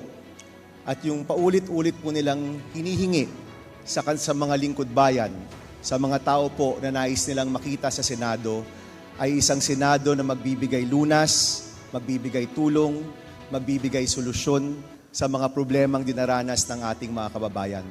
At ako po, ang hangarin ko, ang pangarap ko, ang wish ko po para sa Senadong ito, sana po lahat kami magsama-sama para tulungan ang taong bayan, para bigyang lunas ang mga problema na dinaranas ng ating mga kapwa Pilipino. Alam niyo po, ito pong pagtakbong ito ay kakaiba talaga. No? Nagsimula po tayo napakalayo. Sa totoo lang po, wala po tayo sa top 12. In fact, wala nga po tayo sa top 20 nung una po tayo nagsabi na tatakbo po tayo. Pero dahil po sa sipag at tiyaga, hindi po ng inyong lingkod, kung hindi ng napakaraming volunteers, napakaraming kabataan na nagsuporta, lumabas, nagsalita, nag-post, nag-house to house, kaya po tayo umabot po dito. At sa kabataang Pilipino, lubos-lubos po ang pasasalamat natin. Maraming salamat. Ang binigay niyo pong mandato, hindi po sasayangin. Ang binigay niyo pong mandato, iingatan po natin at sisiguraduhin po natin na ang mga reforma sa edukasyon, pagkakaroon ng trabaho at pag-angat ng ating kapwa Pilipino, ng pamilyang Pilipino, yan po yung aaraw-arawin po natin. Ito pong kampanyang ito, there was one time may nagtanong po sa atin na reporter. Tinanong po niya, Senator Bam, anong mensahe mo sa mga magulang na nakikinig? Ang sabi ko po, at ito po yung aking simpleng pangako, araw-araw na tayo po'y nasa Senado, araw-araw na tayo po'y nandoon, kasama po ng mga kasama ko po dito, araw-araw po naming iisipin, araw-araw pong nasa puso, araw-araw po kaming magtatrabaho para sa kapakanan ng inyong mga anak. Kung paano po sila magtatapos, kung paano po sila magkakatrabaho, kung paano po aangat ang buhay ng kabataang Pilipino at aangat ang buhay ng bawat Pilipino. Yan po yung simpleng pangako ni Senator Bam Aquino at kasama po ng mga kasama ko, araw-araw po kaming magtatrabaho para po sa inyo. Maraming salamat po muli. Mabuhay ang Pilipinas, mabuhay ang kabataang Pilipino. Maraming salamat po. Thank you very much. Senator-elect Bam Aquino garnering 20,971,899 votes. Kakaiba nga daw kasi yung pagsimula niya, wala man siya sa top 12, wala sa top 20. But then again, political analysts have said it, time and time again, the real survey happens during election day. And Chiki, alam mo, ang sinasabi ng naging crucial dito para kay Senator-elect Bam Aquino is yung L2L corridor, Lingayen to Lucena. And what also helped him, yung father niya na si Paul Aquino na naging campaign manager na rin ng mga senatorial slates dati nung panahon ni former President Gloria Macapagal Arroyo, pati na rin ni President Ramos. So kumbaga, alam na alam niya yung mga corridor, alam niya kung paano mangampanya. Nakatulong na rin yung door-to-door campaign ng mother ni Senator Bam Aquino na si Melanie Aquino. Yun talaga, that's what they focused on, ano? So as we now look to the number one senator of the midterm elections, the final senator to be proclaimed today, none other than the top-notcher incumbent Senator Bongo. Senator Bongo led all senatorial candidates, securing over 27 million votes. He is one of 5 candidates from the PDP Laban slate of former President Rodrigo Duterte. And Bongo's landslide victory was largely driven by strong support from vote-rich blocs such as Mindanao, Eastern Visayas, and Metro Manila. Ayan, so syempre, alam naman natin yung platform ni Senator Bongo, none other than his healthcare, di ba? Malasakit program. Ang brand. That's top 3 concern ng mga Pinoy. Oo, yung healthcare talaga, di ba? And that's what I guess really got him the #1 spot. It goes to show that apart from political parties, affiliations, the Filipinos voted for what they cared about, which is healthcare. And that's what Senator Bongo focused his platform on, even if he is allied with the former President Duterte, kabilang siya sa Duterte, he still got significant number of votes from North, from Central Luzon, pati na rin sa Visayas. 27 million. Alam mo, Pawi, sa heat map, now that you're mentioning the regions, no? Ayun, yun yung heat map na naalala ko. Ilocos Norte lang, yung hindi siya top 12. Buong Pilipinas, he was at the top 12. No? Top Exactly. 12s. Well, we don't know kung pang ilan sa iba't ibang bahagi, no? But basically, pasok siya sa top 12, except Ilocos Norte. Kasi Marcos Baluarte yan eh. Alright, so let's listen in to Senator Bongo for his speech. Magandang araw po sa ating lahat, mga minamahal kong kababayang Pilipino. Maayong adlaw, assalamualaikum. Nagpapasalamat po ako sa Panginoong Diyos, kay Allah, sa buhay na ibinigay, sa mga gabay at sa pagkakataong ito na manilbihan muli sa kapwa ko Pilipino. Truly, God is good, God is fair, pinagpapala po ang nagpapakumbaba. Taus-puso din ang aking pasasalamat sa buong sambayan ng Pilipino, mula Batanes, mula Apari, hanggang Hulo, hanggang Tawi-Tawi. Maraming salamat po sa inyong tiwala at suporta sa akin na isang probinsyano, isang Batanggenyong Bisaya na tubong Mindanao sa pagkakataong makapagserbisyo muli sa inyo. Hindi ko po sasayangin ang tiwalang ibinigay ninyo. Patuloy po akong magseserbisyo sa inyo sa abot ng aking makakaya dahil bisyo ko po ang magserbisyo sa kapwa ko Pilipino. Hindi rin matutumbasan ang aking pasasalamat kay dating Pangulong Rodrigo Duterte na naging mentor at inspirasyon ko sa pagseserbisyo sa loob ng mahigit 2 dekada. Huwag nating kalimutan ang kanyang mga sakripisyo para sa sambayanang Pilipino. Katulad ng pagsigurong ligtas na nakakalakad sa pag-uwi ang ating mga anak na hindi nababastos at hindi nasasaktan. Tinatandaan ko palagi ang sinasabi niya noon sa akin, just do what is right. Gawin lang ang tama at hindi ka magkakamali. Unahin ang interes ng bayan, unahin po ang interes ng bawat Pilipino. Maraming salamat din po sa ating Vice President Sara Duterte sa pag-endurso sa aming mga Duterte senatorial candidates. Salamat sa mga staff. Salamat rin po sa mga kapwa ko kandidato. Ipe Salvador. Lubos rin po ang aking pasasalamat sa mga bumubuo ng COMELEC sa pamumuno ni Chairman George Garcia at sa ating mga ginagalang na commissioners. Sa bawat empleyado ng COMELEC at lalo na sa mga guro na nagsakripisyo, yung iba po tinawid ang 7 oras para siguraduing maayos at matagumpay ang ating eleksyon. Maraming salamat po sa inyong lahat. Thank you very much, Senator Go. Hindi pa ako tapos. Sorry po. Nagpasalamat lang po ako sa inyo. Sorry po. And for my second term, with all sincerity, I will continue to push for pro-poor programs and laws, especially on health. Health is wealth. We must work together to bring quality medical services closer to our people, particularly the poor and indigent patients. Ang kalusugan ay katumbas ng buhay ng bawat Pilipino. With the help of my fellow legislators, we will also continue to help our future generations, the youth whose voices we heard last elections and who hold the promise of a brighter future for our country. Hence, we need to invest more in education, like expanding further the law promoting the universal access to tertiary education signed by former President Duterte, so that students will be able to choose more programs and avail of free education. As an advocate of sports, we should also further advance sports development in the country, especially in the grassroots, so that aspiring young athletes can be given the opportunity to improve their skills and hopefully, eventually, produce more Olympic medalists who will bring honor to our country. That is why I keep encouraging fellow Filipinos, especially the youth, to get into sports, stay away from drugs, to keep us healthy and fit.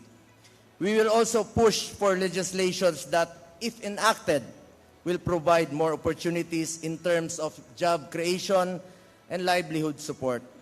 Together, we must pursue and strengthen food security in order to ensure that there is food on the table of our people. Importante po sa akin ang laman ng tiyan ng mga kababayan natin, lalong-lalo na po yung mga mahirap. We must continue our fight against criminality, illegal drugs, and corruption for a more peaceful and orderly society. Mahalaga pong nakakalakad sa gabi ang ating mga kababayan na walang takot. Hindi po ako politiko na mangangako. Gagawin ko lang po ang aking trabaho para sa Pilipino. The measure of the success of a society is the way it treats and takes care of its own people. As such, starting today, let us now buckle down to work. Magtrabaho na po tayo. Hindi ko po matiis na nakaupo lamang sa opisina habang marami sa ating mga kababayan ang patuloy na naghihirap. Hindi lang naman legislation ang trabaho ng isang senador. Kasama din dito ang mandato, ang oversight para masigurong tama ang ginagawa ng mga ahensya ng gobyerno, representation para makinig sa inyong mga hinaing at maging boses nyo sa Senado, constituency, kayo yon bilang aming pinagsisilbihan. With all humility, I wish to be remembered not just as a senator, but as a public servant who puts first the welfare of our people at all times, particularly the poor and the less fortunate in life. Patuloy po ako magseserbisyo sa inyo sa abot ng aking makakaya. Sipag, pagmamalasakit at more serbisyo po ang pwede kong ialay sa ating mga kababayang Pilipino. Minsan lang po tayo dadaan sa mundong ito. Kung ano pong kabutihan o tulong na pwede po natin gawin sa ating kapwa, ay gawin na po natin ngayon dahil hindi na tayo babalik sa mundong ito.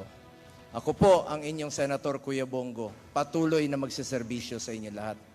Dahil ako po'y naniniwala na ang serbisyo po sa tao ay serbisyo po yan sa Diyos. Maraming salamat po sa inyong tiwala at suporta. Mabuhay ang Pilipinas, mabuhay ang mga Pilipino. Pauline, si Senator-elect number 1, Senator-elect Bongo ay isang Batanggenyong Bisaya na tubong Mindanao. So kuha niya Luzon, Visayas at Mindanao. Batangas, Luzon, Visayas, kasi Bisaya daw siya, at tubong Mindanao. Kaya pala, that explains the map right there. Pero yung mga programs niya, no, na pinapromise niya, pro-poor programs, he will continue to push for those laws on supporting health, no? Kasi healthcare talaga is a big deal. Health is wealth nga, sabi ni Senator Bongo. Sports, he will be supporting sports also. So, I expect mas maraming Olympians tayo. Not Olympians necessarily, but yung mga sasabak sa Olympics, no? Oo. He's part of the Duterte guys, Senator Bongo. Duterte is composed by Jimmy Bondoc, Senator Ronald Bato de la Rosa, and then J.V. Hinlo, Raul Lambino, Richard Mata, Rodante Marcoleta, Apollo Kibuloy, Vic Rodriguez, and Philip Salvador. 3 of them got in. Plus yung 2 guest candidates, na si Camille Villar and si Amy Marcos. So naging parang balance talaga yung naging composition ng Senate ngayon or just for the midterm elections. 5 from Alianza, 5 from PDP Laban. Kasama po dyan si Villar, pati si Amy Marcos, and 2 liberal candidates na si Bam Aquino nga at Kiko Pangilinan. It's a good mix. Syempre, no, everyone's looking at the 2028 presidential elections, but more than that, mas malapit yung impeachment trial, di ba? Kasi pagpasok ng 20th Congress, ay yun yung aatupagin nila. In fact, we were speaking on, sa totoo lang, on 1PH, no, to Senator Bato de la Rosa, and I did ask him, what is the first first order of business as soon as you sit in as senator. Sabi niya, well, magpupulong sila about itong upcoming impeachment trial nga. Kung ano yung mga gagawin nila, what they have to be ready for. Well, you're right, Chiki. Discussions now shift to that impeachment trial happening next month. And if you take a look at the composition of the Senate, well, it's quite interesting. You need 2/3 votes to impeach or to remove the Vice President. So that means Sara Duterte will only need 9 votes to acquit herself. But if you look dun pa lang sa mga PDP laban or yung Duterte slate na nakapasok, mukhang 5 na doon ay para sa kanya. If you also look at the incumbent senators, I think she will easily get those 9 votes to get acquitted. But we will still see how the complexion will change. The prosecution panel has also changed. Kasama na dyan ang mga bagong congressman-elect na si Laila De Lima, pati si Chel Diokno. So, yan ang titignan natin in the coming days as we now see the senators-elect now leaving the stage after taking a group photo to officially mark, to also commemorate their proclamation as the newest set of senators joining the 20th Congress. Gonna be sitting there for the next 6 years. Inihalal po natin ang 12 yan. Again, they will be starting. Kanina, I need to correct myself because at the beginning of our show or coverage, I did say that they will be sitting in formally as senators June 30, 12:01 in the morning. But I heard COMELEC chairperson George Garcia kanina say it's noon. 12 noon. On June 30. Okay, until 2031. 6 years. 6 years yan, so lots of firsts, lots of historical moments in this midterm elections. The fastest canvassing. It's also the highest voter turnout for a midterm elections, and 40 plus million na mga bumoto po ay galing sa millennials and Gen Z. So they're saying that they really defined the results of this particular midterm elections. You've got a lot of surprises in Senator Bam Aquino, Senator Kiko Pangilinan making it to the top 6. But also, andyan din yung mga protest votes na tinatawag na andyan si Marcoleta. We also have Senator Bato de la Rosa placing quite high in this senatorial race. Kasi sinasabi nga nila, di ba, ang midterm elections yan ay referendum sa current administration. So with the outcome of 5, 5, and 2, so that's talking about 5 alyansa, 5 PDP laban, and 2 opposition or yung mga liberal, it goes to show kung ano talaga yung pulso ng bayan. They're showing this divide. And I think it's also historic na hindi lahat nakapasok, kasi nung 2019, I believe yung senatorial slate ni former President Rodrigo Duterte, majority sa kanila nakapasok. But this time, dun sa slate ni PBBM ay 5 lang ang nakapasok. Yeah, it's really a mix now. And then Pauline pointed out kanina, yung mga voters from the millennial and the Gen Z generations, they make up at least 61%. I hear 61% sometimes, I hear 63%, so I'm gonna go right ahead and say at least 61% of the voters who actually went out there and voted. Voter turnout nga ang sinasabi, di ba? Yung talagang pumunta doon to make their stand on election day. And these voters, itong mga millennials and mga Gen Z, sila daw yung most likely, sabi ng mga analysts, most likely pupunta doon sa election or sa voting precincts pala, pupunta doon and they're gonna make up their minds last minute.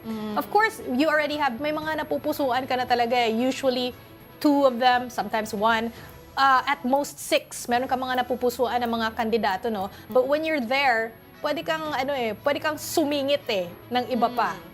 Well, there you have it. I'm sure mapapaisip lahat ng mga tao, lalo na yung mga kandidato for the 2028 presidential race. Ita-target na ba nila yung mga millennials na yan, mga Gen Zs? You also have more voters coming in, the younger generations finally getting to vote. But for now, let's check in with our mobile journalist, Marymon Reyes. She joins us live there from the Manila Hotel Tent City. Marymon. Magandang hapon sa inyo, ladies. Katapos lamang ng program proper ng proclamation ng mga nagwaging senador. Pero yun nga, out of the magic 12, ito nga si Senator Kiko Pangilinan ay absent dahil nga siya raw ay nag-attend ng graduation ng kanyang anak sa ibang bansa. Pero so far, common sa mga sinabi nila sa maikling oras na maaari silang magsalita dito sa harapan ay yung labis nilang pasasalamat sa mga naging supporter sa kanilang campaign teams, lalong-lalo na sa mga politiko. Sabi nga nila dito, lalong-lalo na para sa mga senatorial re-electionists o kaya naman ay yung mga for the first time ay papasok ngayon sa Senado, ay gagamitin daw nila itong pagkakataon na para nga daw makapagsulong pa ng mga batas na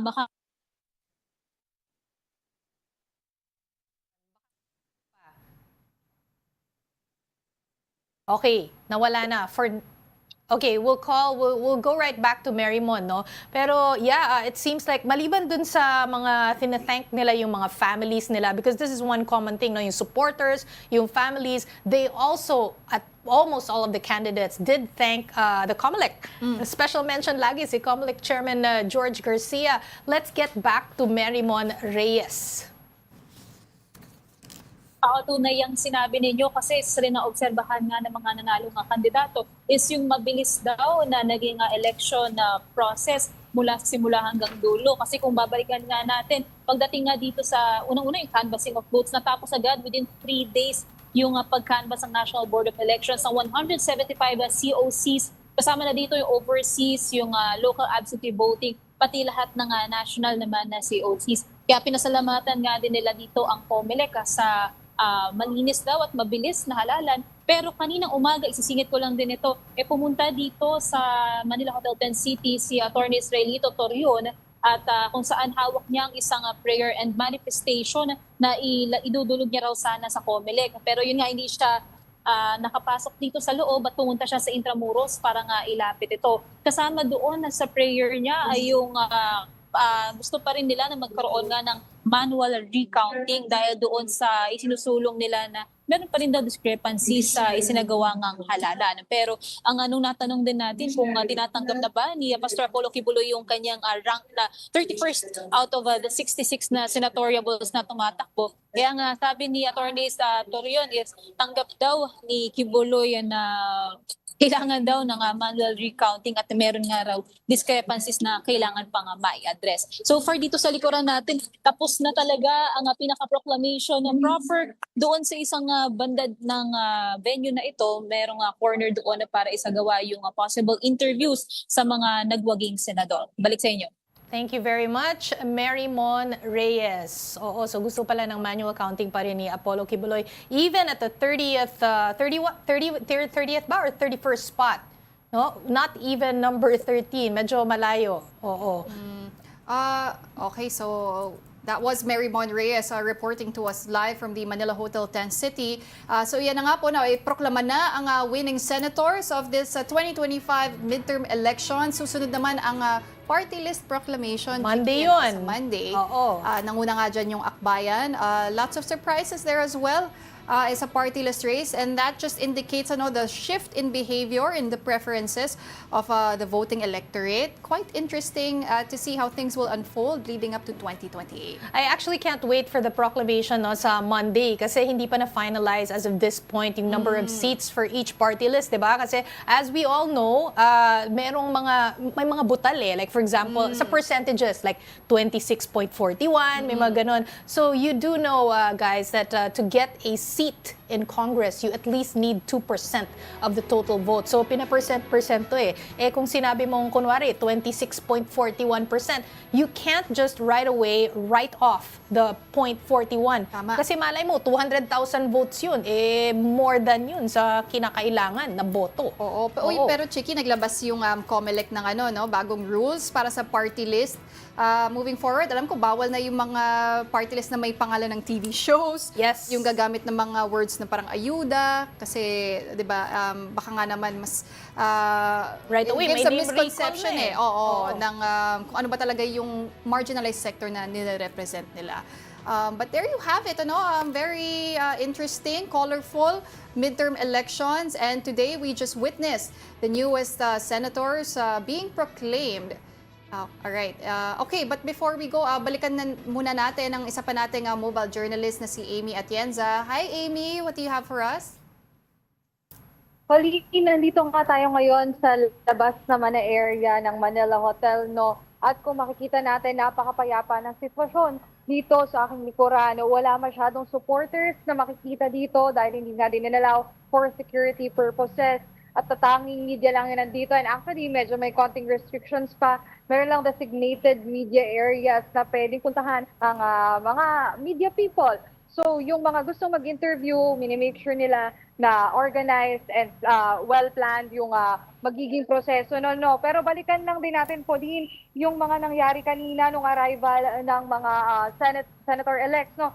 So, unang dumating kanina dito si former Senate President Tito Soto at sinundan naman siya ni re-electionist at ito ang nakakuha ng most votes bilang senator ngayong midterm elections na si Senator Bongo. Sabay din na dumating kanina si Amy Marcos at si Bato de la Rosa at kanina nakita din natin na nandito si former First Lady Imelda Marcos para nga magbigay ng suporta para sa kanyang anak na si Amy Marcos na paproklamahing senador ngayong araw. At yun nga, nakita din natin kanina sila Pia Cayetano, pati na rin si Camille Villar, pero ang hindi natin nakakitang presensya ngayon, Polino, is si Senator Kiko Pangilinan at ayon sa mga reports dito, graduation daw kasi ng anak niyang si Frankie, kaya wala. So kanina pumunta na ng NAIA.